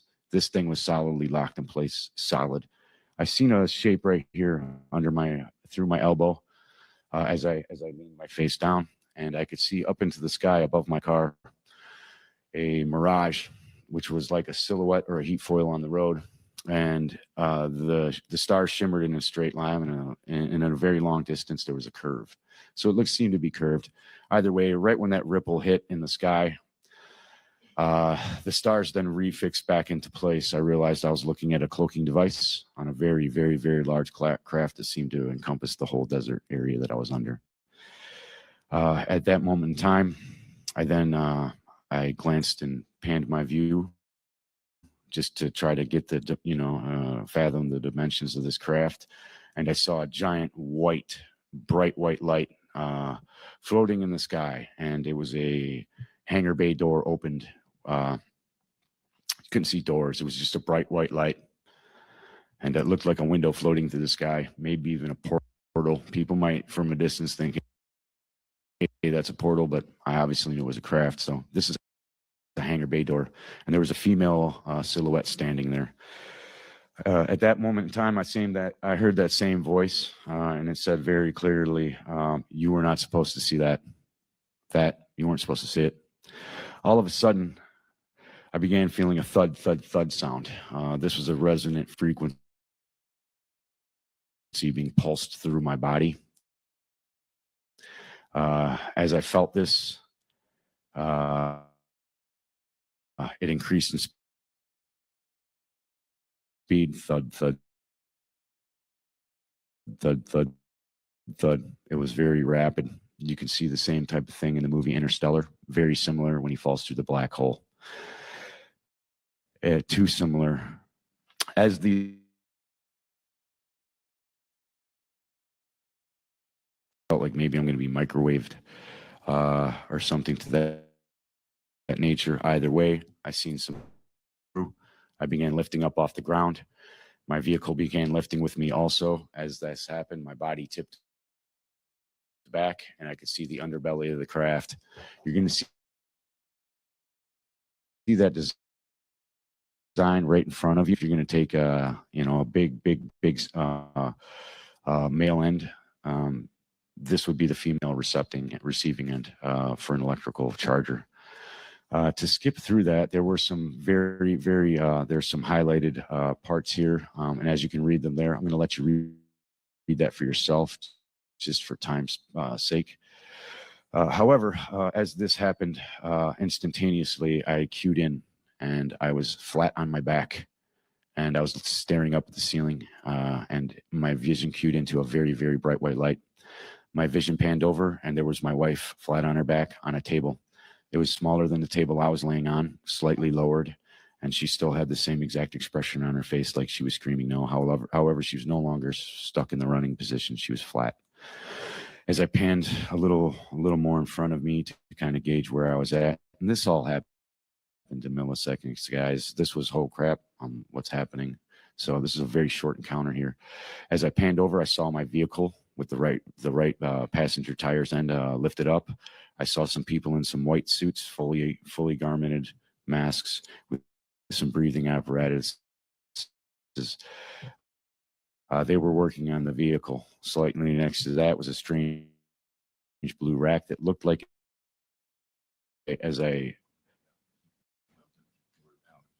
Oh, yes, sir.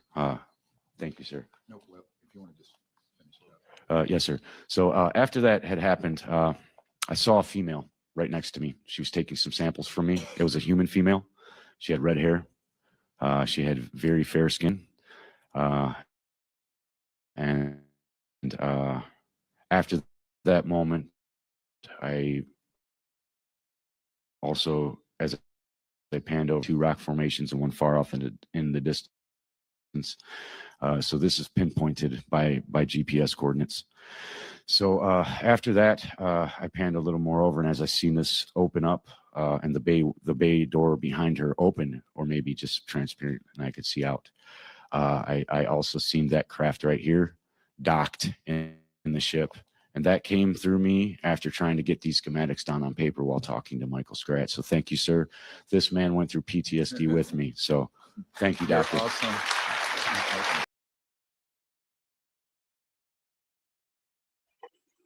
Okay, we're back. You're now tuned to the Lion's Den, the rise and pattern of Artemis, the Dark Horse Project. If you've been listening, we thank you for allowing us to come to your mind, soul, and cipher, as you're now listening to the testimonies of a great many people out here who have been encountering UFOs or UAPs, as they're called nowadays. As you heard this gentleman, he gave a testimony about encountering beings, all right, almost angelic in nature and appearance. But the bottom line is this here. There is a lot that's happening out here. We see Israel being overwrought with bees, and now crows. Okay? And there's all kind of other unfamiliar, unusual types of happenings going and phenomenon going on. Right now, we've been talking about how 11, you all counted again, 11 scientists have all turned up dead. gone.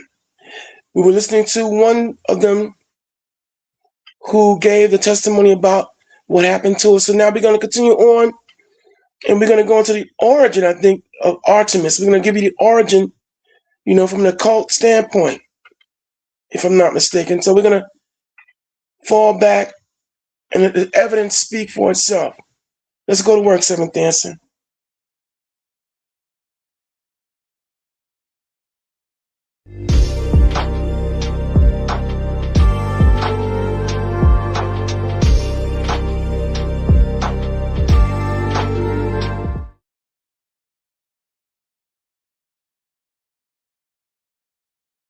The deer and hunts the wild, where no humans dare to pick. Deep within the sacred hollows, she howls with the wolf, runs with the deer, and hunts the wild, where no humans dare to peer upon her naked form, except for one whom she turned into a stag and had her loving pack rend the flesh from his bones. Artemis was one of the most revered and honored of the ancient Greek deities. Her rule spanned across many things, including hunting, the moon, virginity, childbirth, and the wilderness and wild animals. She was also considered the protector of young girls up until the age of marriage. She was just one of Zeus's many children and went by a host of different names. Her Roman name, Diana, is one that most people will be familiar with. If we take a look at the Iliad, the goddess is referred to as Artemis the Wildland, mistress of animals, and there are those who believe that Artemis may have even predated the era of the ancient Greeks. This is something we've discussed before on the channel when taking a look at the Egyptian goddess Bastet. The ancient Greeks drew some interesting parallels between the two in regards to hunting and the protection of children, but whether Bastet was truly an influence for Artemis is always up for debate. Artemis's mother was Leto, a Titan goddess, and very early on she became a favorite of the god Zeus. Unfortunately for Leto, she fell pregnant with Artemis and her twin brother Apollo, while Zeus was still married to Hera, who of course was extremely jealous that Leto carried her husband's children. Hera did nothing but hinder and cause problems for Leto during her pregnancy. She first cast Leto out from Mount Olympus, leaving her to wander the earth alone. Anyone who offered kindness or shelter to Leto would be punished by Hera, but her cruelness did not stop there. Hera had Leto pursued by the dragon Python, who hunted her endlessly. Zeus would eventually intervene by sending the aid of a strong wind that would carry Leto out to sea and eventually help her reach the island of Delos. Once Leto had reached the secluded island, the rest of the goddesses arrived to help her give birth, but Hera chose to remain on Mount Olympus, and she even tried to detain the goddess of childbirth, Eileithyia, but with the help of Iris, they were both able to reach the island. Leto first gave birth to Artemis, who was said to offer her mother assistance with the birth of her twin brother, hence why Artemis was often associated with childbirth. In the days that followed, Apollo was eventually born. The time difference between the two births does vary. In some accounts he was born the day after his sister, and in others it wasn't until several days after. Leto now faced the almost impossible task of raising Artemis and Apollo while being exiled from the other gods. She would receive no help, and the mother and her two children traveled to Lycia in seek of refuge. The influence and fury of Hera continued to follow Leto and her children. The local villagers even attempted to stop them drinking from wells and springs, and as a result, Leto turned them all into frogs. Artemis and Apollo continued to grow at an incredible rate, and their newfound skills with a bow meant that they were now more than capable of defending themselves as well as their mother. When the dragon Python finally found them, Artemis and Apollo killed the beast despite only being days old. Once Artemis and Apollo were fully grown, they were only concerned with avenging their mother and winning back her honor and place amongst the gods. During a ceremony in the name of Leto, the mortal Niobe taunted the goddess, claiming that she was more deserving of a place amongst the gods because she had given birth to 7 sons and 7 daughters. The twins were so incensed by the insult that they decided the mortal would have to pay for her hubris. Apollo, with his poison arrows, struck down her 7 sons, and Artemis her 7 daughters. The punishment may sound extremely harsh, but Artemis and Apollo had grown up with their mother being exiled and continuously hunted. Their reaction to the insult was a message to all that they would no longer tolerate this kind of disrespect. It's believed that Artemis and Apollo then traveled all the lands, punishing those who turned away their mother during her pregnancy. The strength and determination shown by Artemis and Apollo meant that their mother would once again return to Zeus's favor, despite the protests of his wife Hera. The majority of Leto's time from then on was spent hunting in the wilderness with her daughter. Throughout the years, Artemis has been depicted as a young woman carrying a hunting bow and a quiver of arrows, often being accompanied by a deer, one of the many animals she considered sacred. Artemis was quite often admired as a great huntress, and her skills with a bow could only be matched by her brother. But despite her love for the hunt, Artemis was an avid protector of the wilderness and all those that called it home. The animals that were slain by Artemis were considered sacred, and the hunt was essentially a ceremony in honor of the wilderness. She would seek vengeance upon those who were seen to do harm to animals, regardless of who they were. The story of King Agamemnon is a good example. The king had killed one of Artemis's sacred stags on a hunt, and as a punishment he was told that he would have to sacrifice his own daughter. When he eventually agreed, Artemis swapped his daughter with a stag, and the king, believing his daughter had been killed, learnt the consequences of his actions.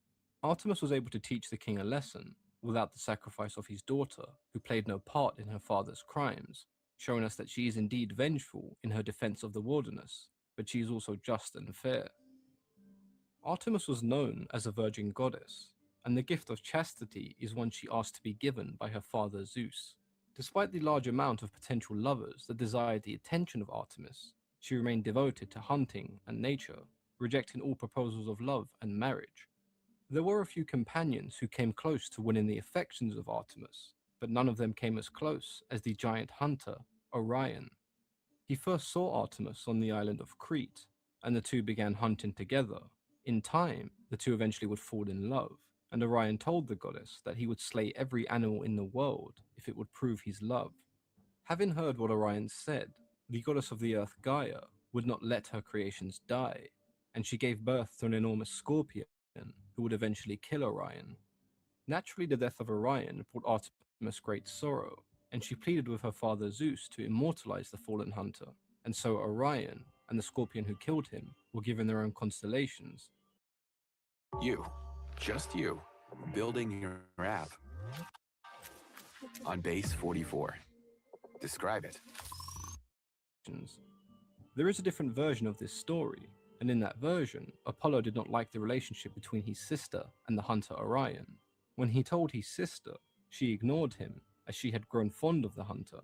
Apollo did not appreciate his sister's response, and in turn he devised a plan to remove Orion permanently. He challenged his sister to see whose skills with a bow were superior. When his sister asked what they were hunting, he pointed at a barely visible figure swimming in the distant lake. Knowing that she was more than capable of proving her brother wrong, Artemis pulled back her bow and fired. Artemis did not realize until it was too late, but it was Orion swimming in the lake, and she had just unknowingly killed her lover. Artemis's large popularity amongst the ancient Greeks meant that she featured in a number of myths and stories, which often involved the goddess transforming individuals into animals, one of which featured the hunter Actaeon, the grandson of Apollo, who found himself on the wrong side of Artemis's wrath. One morning when walking through the forest, he stumbled across the spring where Artemis and her nymph companions were bathing. He stopped and began to stare. When he was spotted by the goddess, he attempted to apologize for looking at the goddess while she was naked, but Artemis interrupted him, telling him if he spoke another word, she would transform him into a deer. Actaeon's hunting dogs soon came running by to their master, and as he called to silence them, the goddess had done exactly as she said and transformed him into a deer. He began to run into the woods, being pursued by his own dogs that would eventually catch up with him and tear him into pieces. The story of Actaeon is now thought to represent the act of human sacrifice in order to appease the gods. The story of Cypriotes is quite similar to that of Actaeon. The young boy came across Artemis in the spring when she was bathing, and as a punishment she transformed him into a young girl. The story of the Alaudae giants is one where we see Artemis herself transform into an animal. The two giants marched on Mount Olympus with the intention of taking the goddesses as their own. Artemis transformed herself into a deer and darted in between the two giants. As they attempted to spear the animal, they missed, instead impaling each other. In another version of this story, Artemis was overpowered by the two giants, and just as they were about to impale her, her brother Apollo came to her aid, placing a deer in between them causing the two giants to once again impale each other. Although Artemis may have been considered as somewhat of a secondary deity, she was still vastly important to most women, as she was looked to when they needed protection until they were ready to marry. If you've ever heard the expression, "I prefer the company of animals to humans," it's one that definitely applies to Artemis. She spent very little time amongst mortals and other gods, and when she did, it was quite often followed by tragedy. This could have been a reason why Artemis remained so devoted to maintaining her virginity and spent most of her time caring for animals.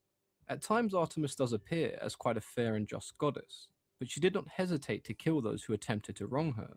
The majority of those slain by Artemis either dishonored her or the wildlife she cared for.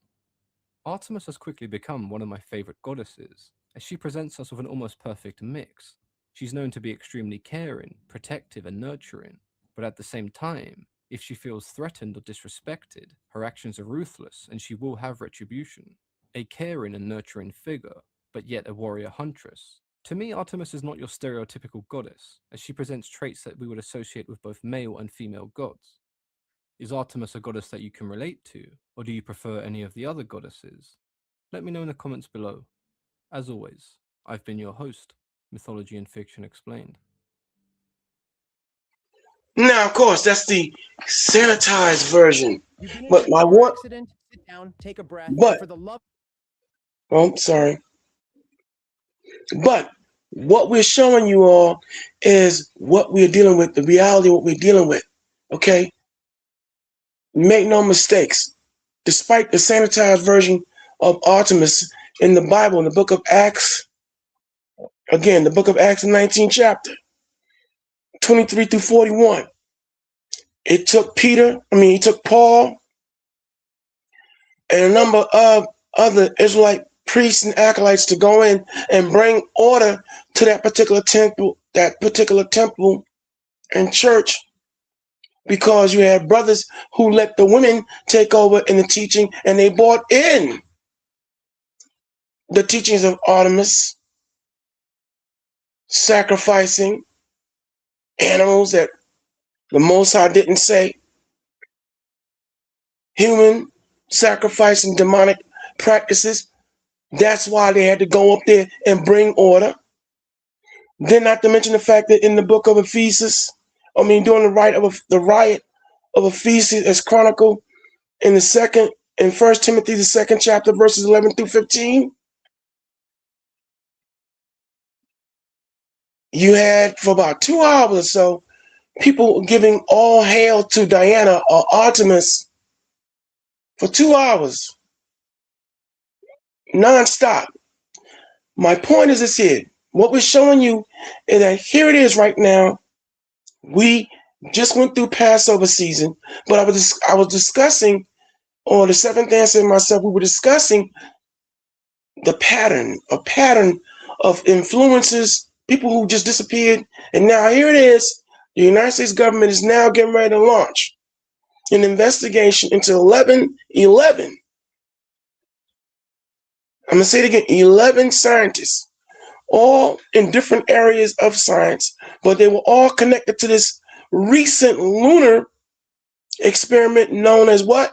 The Artemis. See, these witches and warlocks, they know what they're doing, brothers and sisters. We had three lunar eclipses. The blood moon, you had the new moon, and a recent lunar phenomenon, eclipse, if you want to. And here it is, destruction has been following ever since. Our point is this, though. In the area, you heard the president when he was asked about the scientists and their deaths. And you see how he went into the issue of coincidence? Do you see how he kept saying, well, I hope it's a coincidence versus a pattern? Hold on, I'll be right back. But the point is, right? And what we're establishing is that everything from an angelic and God, from the Most High standpoint, from a biblical standpoint of righteousness, is also counterbalanced with demonic practices and evil. And we're living in an evil time. Here we are in the season of Artemis. Here it is. People are being found out to be not protectors of children, but the rapists of children, the assaulters of children. Here we're finding out, or we're out here in a war where thousands of American soldiers are being offered up. Here in the season, in the equinox of this project, this space project Artemis. All these scientists who just dropped dead or got shot or they unalive themselves. Come on, y'all. Is it a pattern?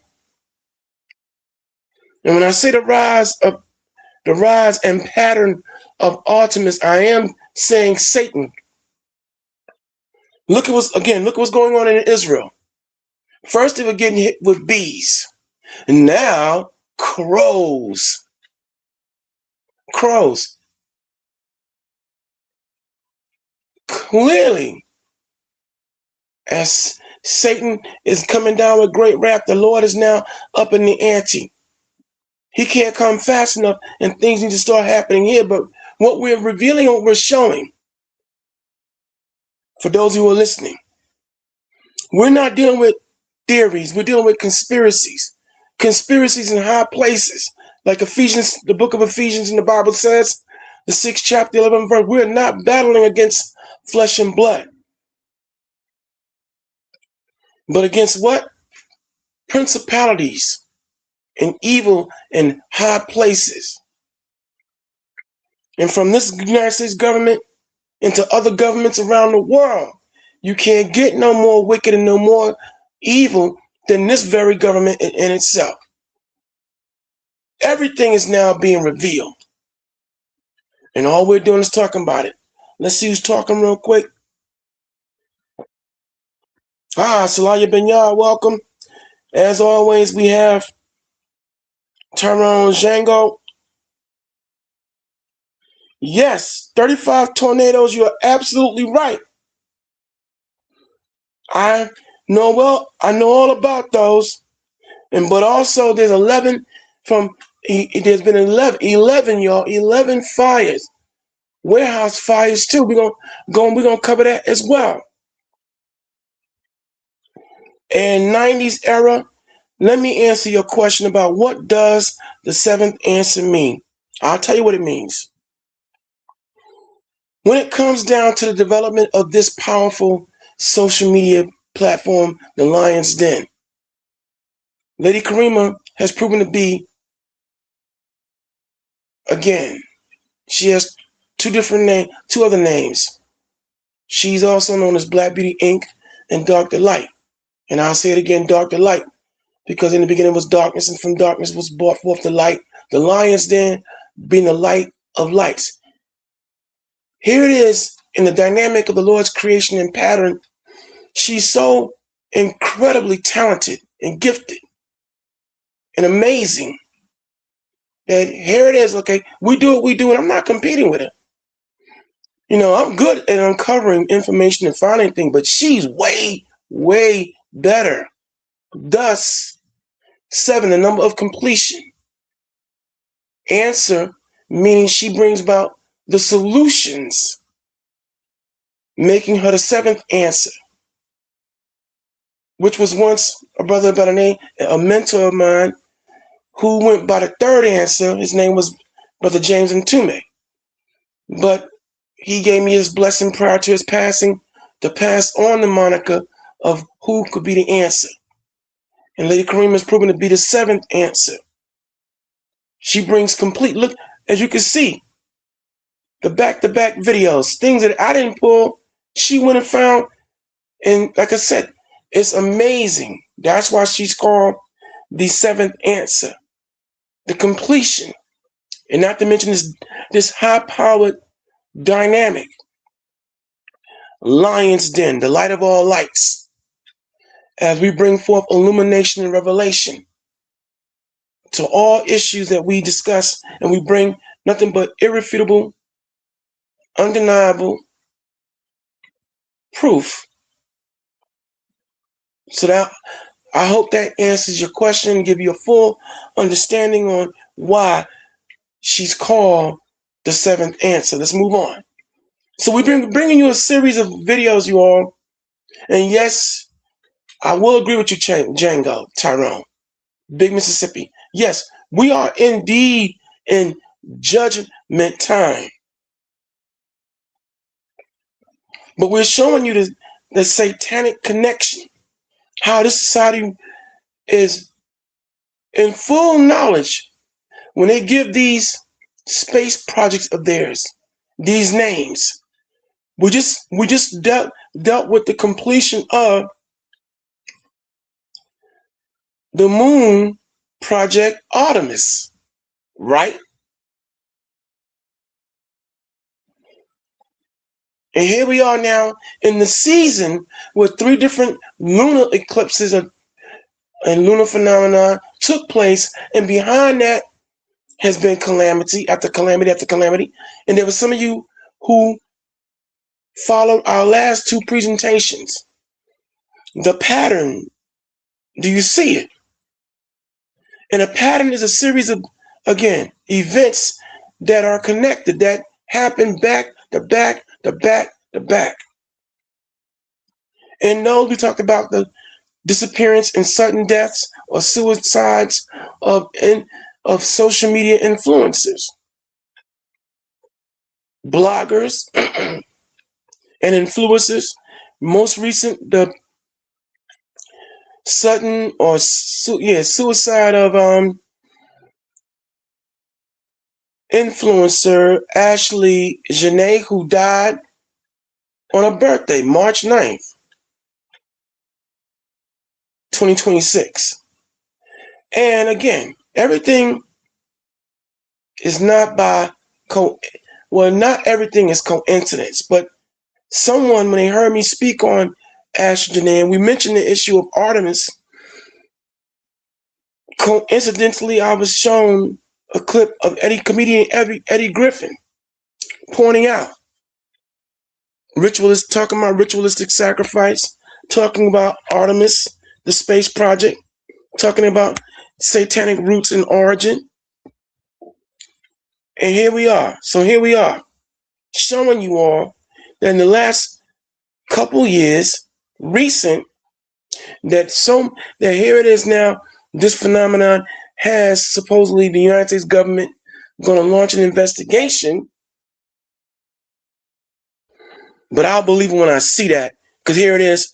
We haven't been given the full depth and scope of the Epstein files. Talking about Jeffrey Epstein and all the children that have been systematically abused, used, and turned out. Yeah. Is it coincidence? Or is it the rise and pattern of Artemis, the dark horse?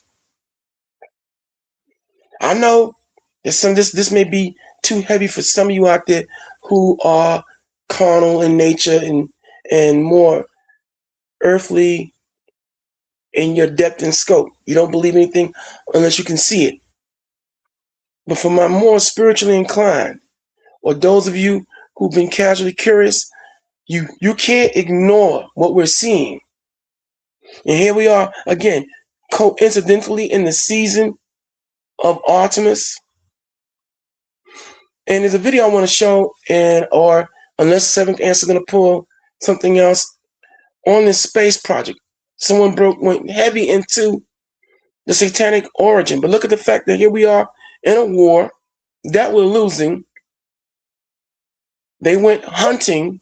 America went hunting to conquer and been getting their butts handed to them out here with Iran. And believe when I tell you, we still at war quietly and getting our butts kicked. And at the same time, more and more social cuts are happening. They can see this. There's certain elements of this government that continues to move the goalpost,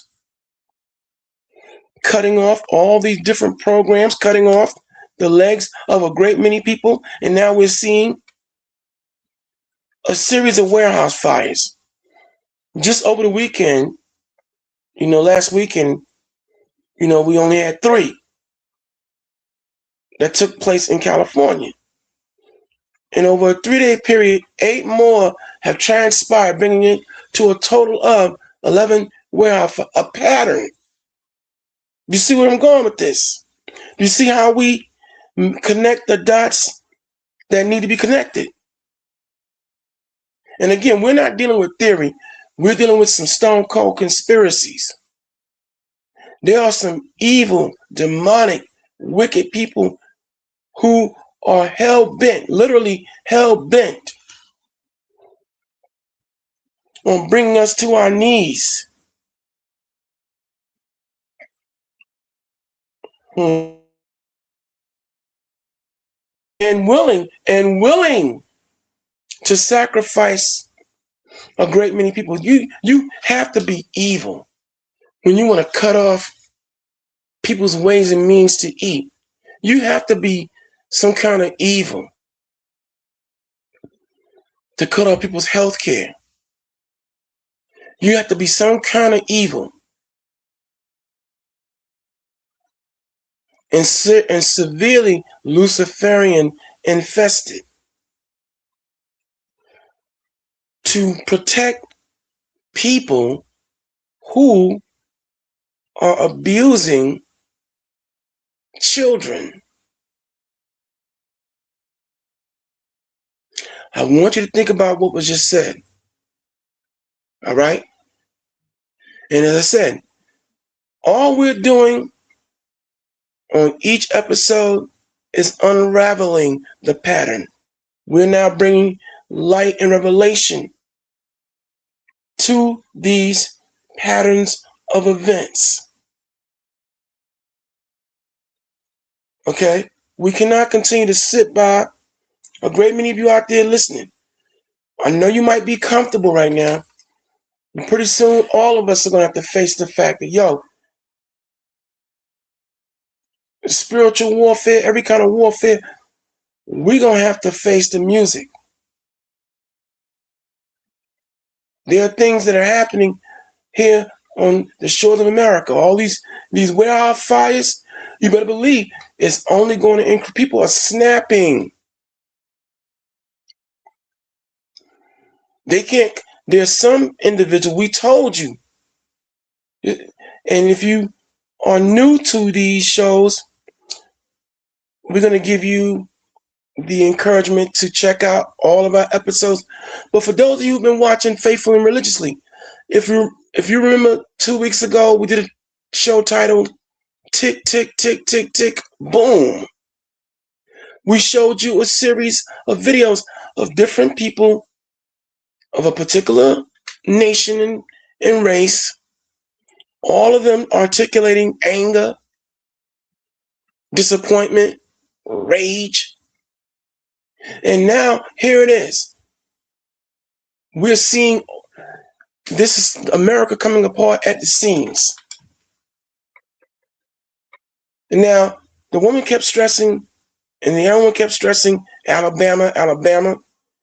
Well, whatever they got going on in Alabama, whatever's getting ready to come out of Alabama, whatever projects or whatever was going, like I said, we see things happening now. Again, warehouse fires, New York, New Jersey, Ohio, Pennsylvania, North Carolina, South Carolina. Okay? And if I didn't mention it, yes, New Jersey. Like I said, 11 warehouse fires within 3 days. Come on, y'all. Something is wrong. And there's a pattern to all of this. And here it is again. I'm going to shout out again Mr. Tilly, who dropped that video of Eddie Griffin. Comedian Eddie Griffin, who just so happened, coincidentally, because we're not connected, the Lions Den is not connected to Eddie Griffin at all. He has his own platform, and we have ours, but yet he was discussing Artemis, satanic practices, ritualistic killings, murders that happened by the numbers, and 11 scientists, 11.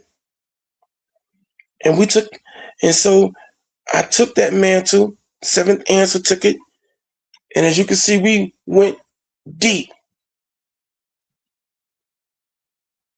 So we hope that you are following along, and we hope that we're opening, your third eye, making you woke, making you understand that we're not dealing with flesh and blood righteous. We're dealing with demons walking with earthly feet.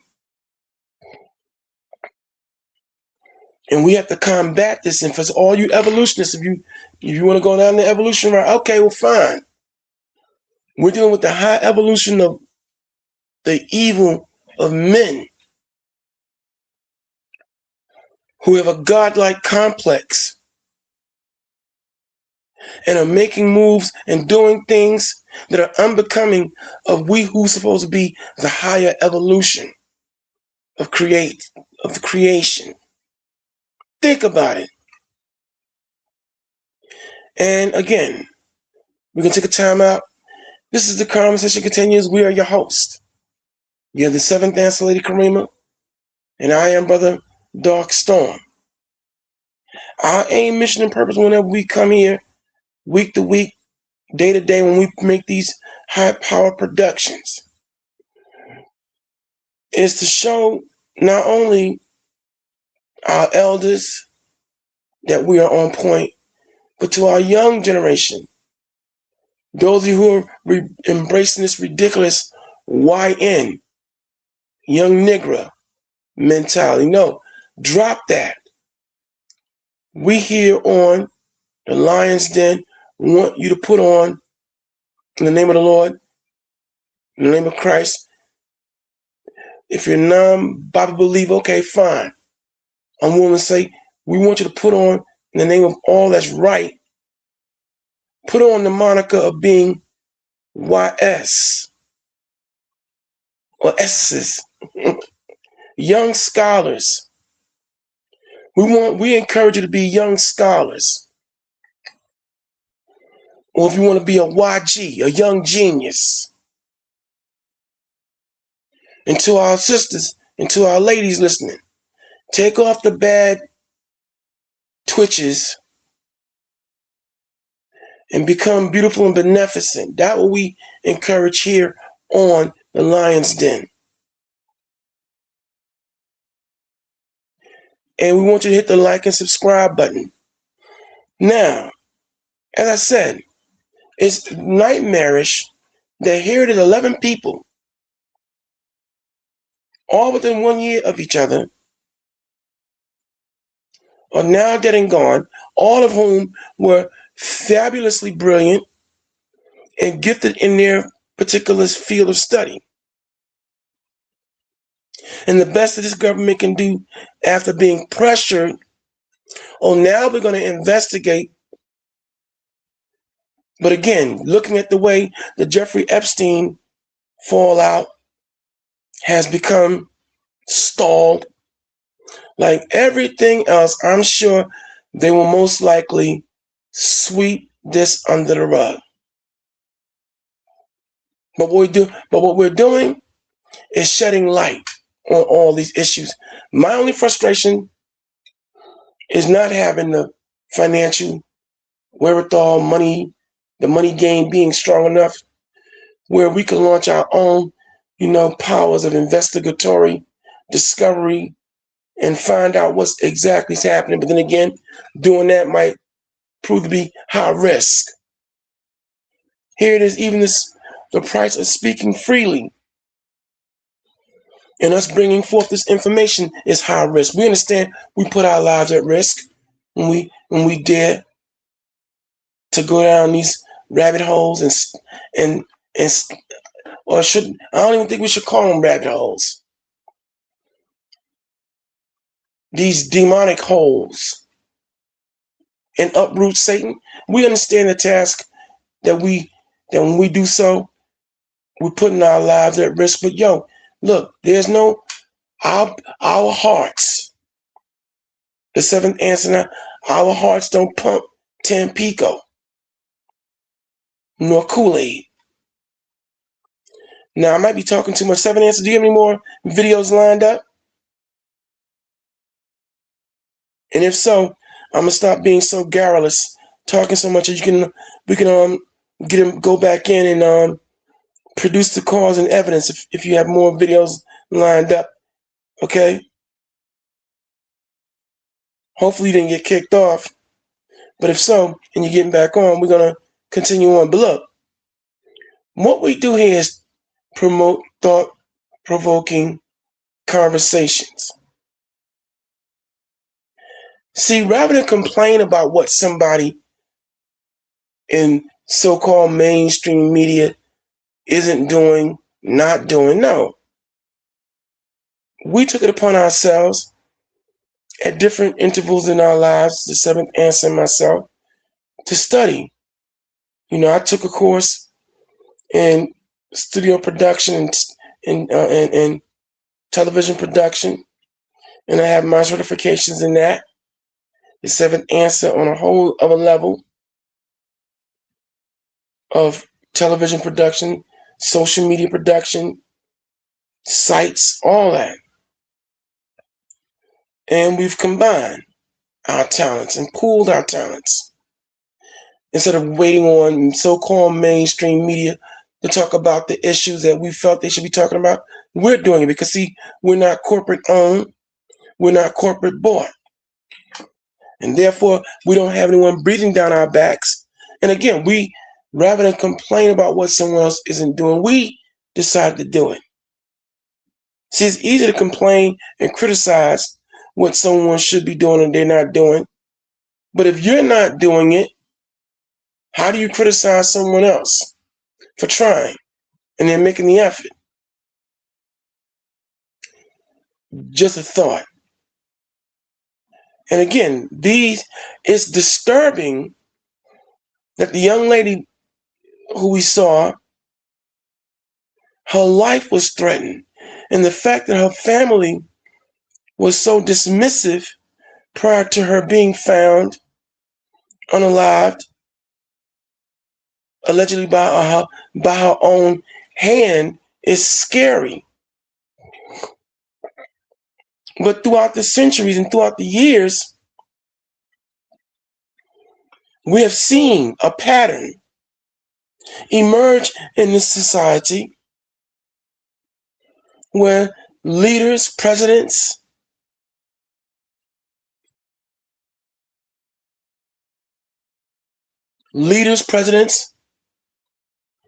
have been cut down, their lives taken through assassination. Clearly, no theory, but conspiracy.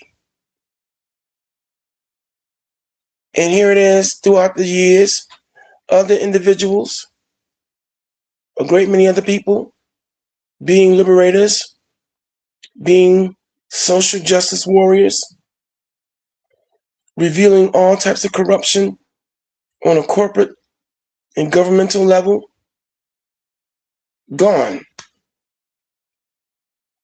Some found unalive, and some found unalive allegedly by suicide. You know,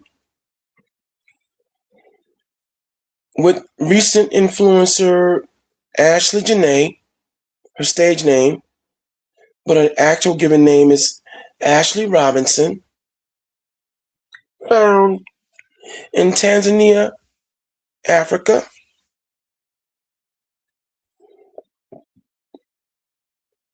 Supposedly dead by suicide because she hanged herself in a hotel room on her birthday. And in that whole happening, her parents weren't notified about her passing until 11 hours. Just want to just throw that out there. That 11 been very prominent. You know?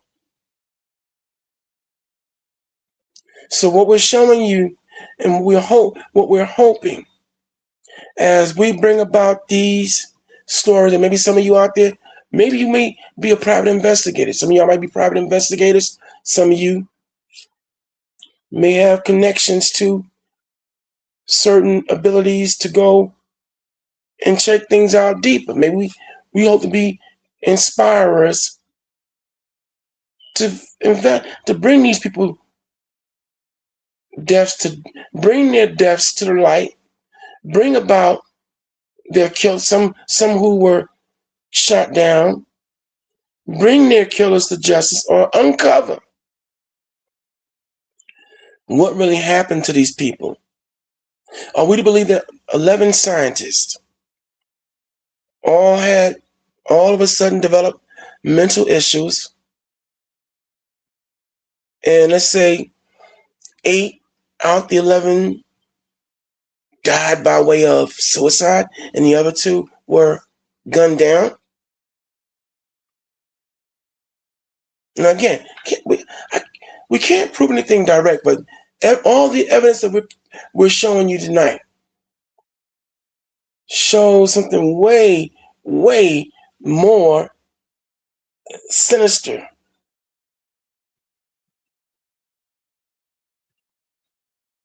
And all we're going to do is continue to uncover these events, uncover and show and bring forth evidence. Because again, if we don't, then I won't say that nobody will. But given our particular talents and abilities, because there are other voices out here in the social media, black social media network, that are doing their thing, but we all have our different callings and different aspects and levels and depths that we go into. So we don't do it from the spiritual standpoint combined with earthly, nobody will. It's quite clear we cannot trust this government, as it's proven to be untrustworthy, using propaganda, yellow journalism, and bold-faced lies. It's clear we cannot trust this corporate media-owned media here in America. It's quite clear. That's why it's got the acronym MEDIA. As someone observed so many years ago, it's the most evil devil in America. So, like I said, oh my, we almost, we 2 hours and a half, 2.5 hours already in. Oh, we almost about to come to a close. Seventh Answer, if you're still with us, and you want to show a couple more videos and everything else, you're more than welcome, as I'm, a little talked out here, which is rare, and we're ready. But again, for those who are tuning in, we thank you for allowing us to come into your mind, soul, and cipher. And again, this is the Lion's Den. The segment titled "The Conversation Continues." As we're showing tonight in this particular discussion, we're going into all things satanic, evil, wicked, and we're stripping away the foundation. We're chipping away and showing more and more and more what is truly happening. Some of you will get it, some of you won't. Some of you will like this, some of you won't. For those who don't like what we do, we hope that maybe in rebroadcasts and representations that you rewatch what we didn't get to you in our live presentation, we'll get to you and rebroadcast as you rewatch. We want you to all be of an open mind. See, again, don't allow yourselves to be secularized or one-dimensional in your thinking. This is where we have to think outside the proverbial box. Our lives depend upon it. Again, there are things that are happening here in the United States of America. As Tyrone Django said, there's been now 35 tornadoes in just 1 week, y'all. Yeah, from California to Vermont. So you see, again, all these events, y'all. Some of you say, oh, well, we think you're dealing with conspiracy theories. I think you should. Look, there's not that much theory in the world, y'all. And we're providing sources. We're providing sources to show and prove beyond all shadow of doubt. And let's say, if you think that what we're doing, or if you think I'm wrong, you know what I would like for some of you to do? I would like for y'all to put in the comment section. If you think we're wrong, oh, we're off, we might be boring you and putting you to sleep, okay, bet. Then what do you think these events are tied to? What do you think all these happenings are? Is it just random phenomenon? Just random events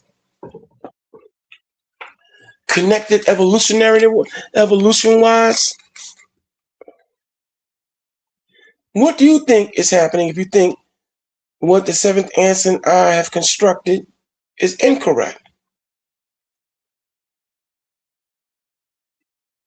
Because like I said, it's one thing to tell somebody they're wrong or you think they're wrong, but the proof is in the pudding. See, we bring forth our evidence. We bring forth sources and pieces of information that if you, the watcher and listener, have your pen and notebook available, you can write down and then go check it out while we're doing the broadcast and come right back and show a counterpoint. We welcome it. You know, because like I said, it's one thing to criticize. It's easy to criticize. But if you are not showing anything to counter, then how do you come to the conclusion that what someone else is doing is wrong? But anyway, as we continue on,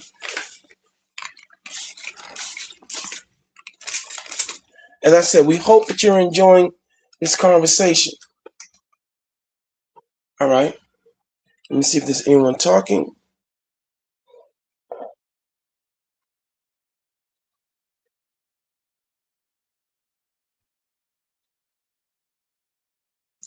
Yes. We are living in some desolate times.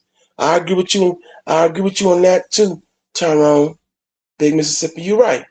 It is desolate out here. There are people out here who are desolate in spirit. And we're going to be covering that as well, because here it is yet again, a slew of young men and women, young children, have been cut down in violence. I'm gonna be covering that, if not tomorrow night, sometime during the week.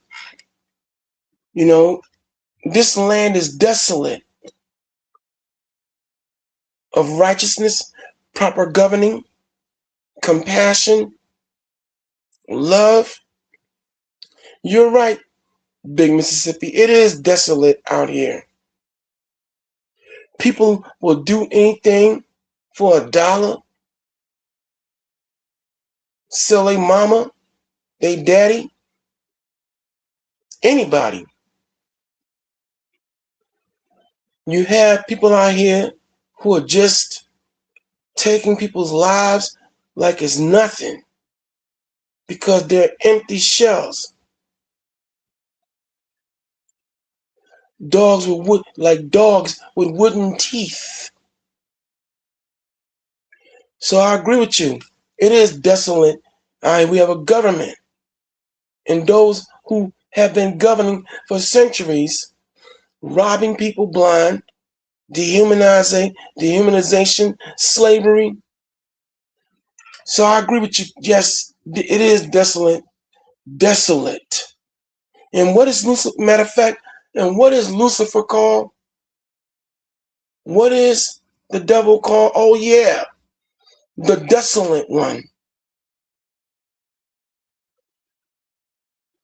Without compassion, without pity, no remorse. And that's what we're seeing worldwide. Here it is now. It takes me to the movie Swordfish, wherein John Travolta said that there is clandestine people that he worked for, that will do anything to fight for the freedoms that a great many people enjoy, including corruption.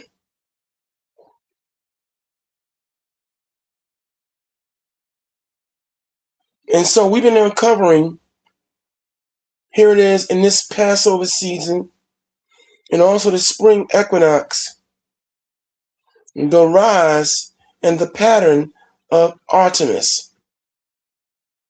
Now it's becoming apparent that this declaration of war on on Iran, it's a great way to feed these demons and whatnot under the premise of war. It's a strange coincidence that this last lunar project, the project of Artemis, and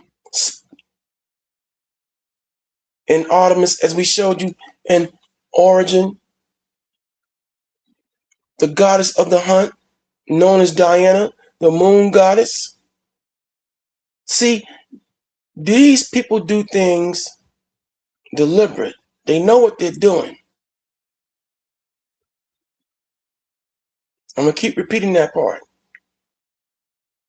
So what we do here on the Lion's Den, again, we hunt, we pray, and we discombobulate. Intellectually, I want to make sure I clarify that. Intellectually. All kooks, crazies, liars, and again, devils walking with earthly feet. That's our job. And with the double-edged sword of justice, we're going to continue to do just that. Unapologetically. And again, like I said, we want you not just to take our word for it. We want you to get up off your duffs, your butts, and check things out for yourself. I'm going to recommend y'all check out the Eddie Griffin show and his discussion on Artemis and what he was uncovering and unearthing in regards to these 11 scientists and other issues of people turning up, missing, gone, ritualistic sacrifice. Yeah, see, y'all, this is not a joke nor a game.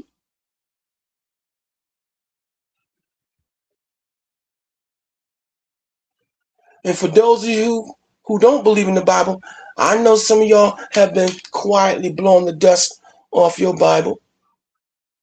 I know some of you, as you listen, and here we do it without giving you a sermon, but you picking up on and you see that something is definitely wrong all throughout this society of America and the world over. Unless you just want to be blind, unless you just want to be willfully ignorant.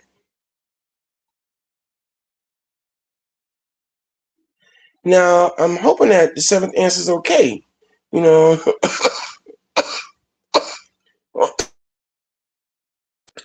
excuse me, y'all.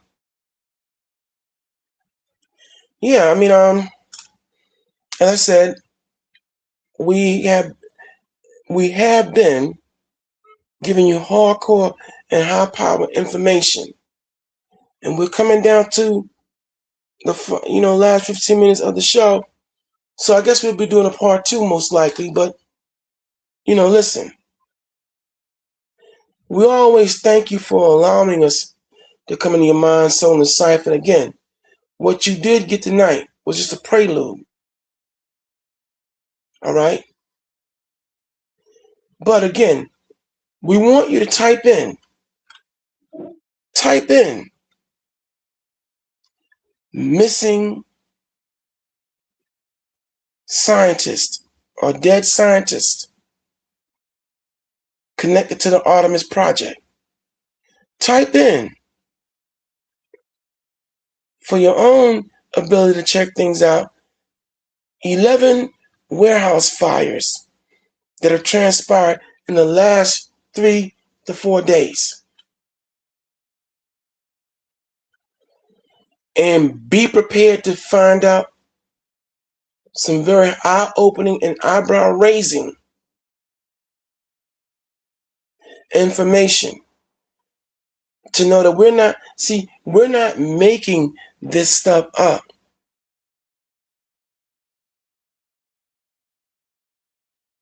And again, a coincidence, is when you have a series of events that are not connected, but they all happen within a same dispensation of time, which is now looked upon as being a remarkable phenomenon.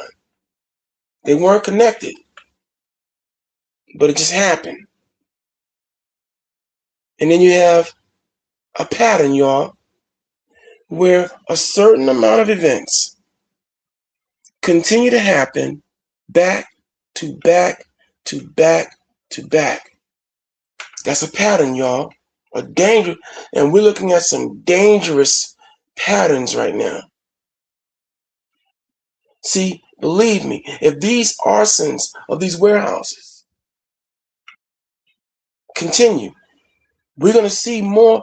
We're going to see more outbreaks here in this country. You're going to see more as this administration continues to cut funding for much needed food programs, pantries, you name it. You're going to see outbreaks out here. And we don't call for sedition. We don't call for any type of terrorist acts, but we're not going to sit here and pretend that we don't see the proverbial handwriting on the wall. Whatever this young scientist, the young lady was talking about, is in Alabama. She said, keep your eyes on Alabama. We heard other people discussing this red zone. Look, we cannot pretend. We can't pretend that we don't see what's going on and what's happening. So what we're going to do, right, as we coming down to the now 10-minute mark and ending of the show, again, We want to thank you for allowing us to come into your mind, soul, and cipher.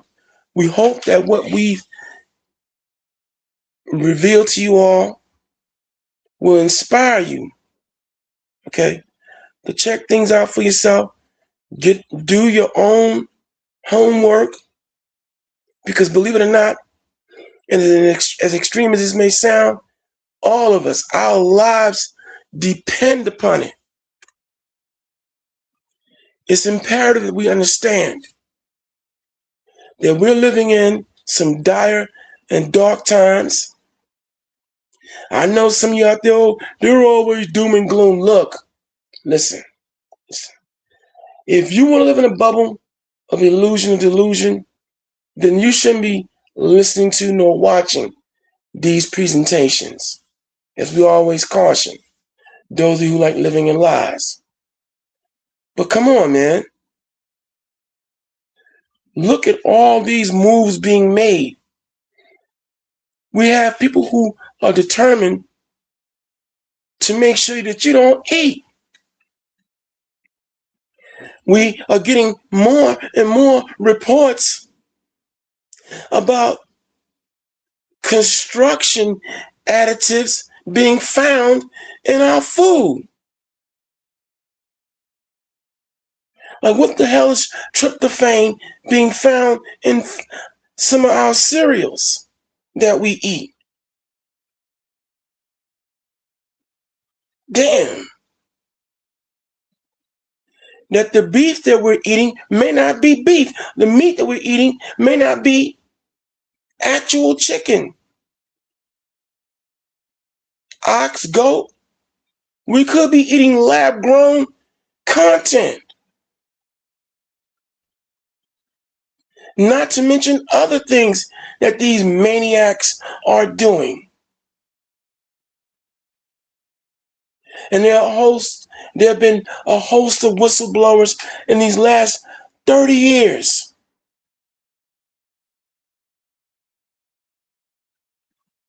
Here it is. I've been, doing this, what I'm doing now, for the last, 18 years. The seventh answer, her resume is in the same ballpark. And again, it takes a lot of heart to come out here and do what we do. We work hard to uncover and unearth every topic of discussion. So at any rate, for all my night owls who've been riding with me here at 1:30 in the morning, almost about to be 2 o'clock. Okay? Instead of y'all going to a club and putting your life at risk to have a party, you decided to sit back here and ride with me here on the East Coast. To all my West Coast riders out there in the 11 o'clock hour, I think it's about to be 11 or 11:35. Well, at any rate, thank you for riding with us.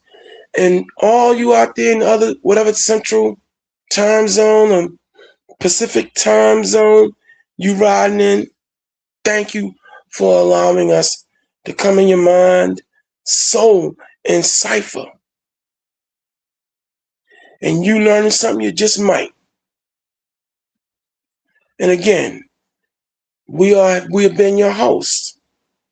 The seventh answer, Lady Karima.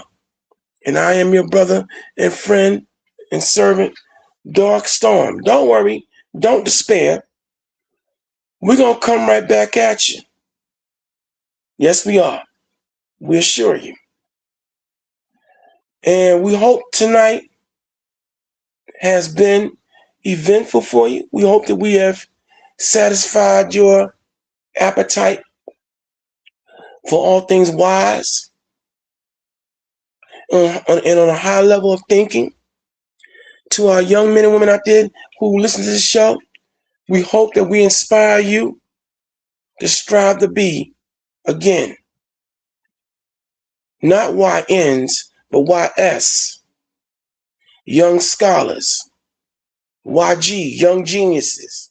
And to our ladies out there, no more bad twitches. No, you are going to be beautiful and beneficent. We give our honor to the Lord in Christ, from whom all positive thoughts flow. And we give much love to our brother now, who's in spiritual essence, once known in life as the third answer, Mr. James M. Tume. And we thank all of you again for, again, riding with us, sacrificing your time. And as always, in closing, in the spirit of the brother once known as Mr. Don Cornelius, we're going to say, Shalom. We hope that we bring about peace. Ahab, because all we do is in a labor of love. And the posh, brothers and sisters, please, by all means, watch over and protect yourself and those you love's souls. And we are indeed up out of here. Seventh answer, take us up out of here.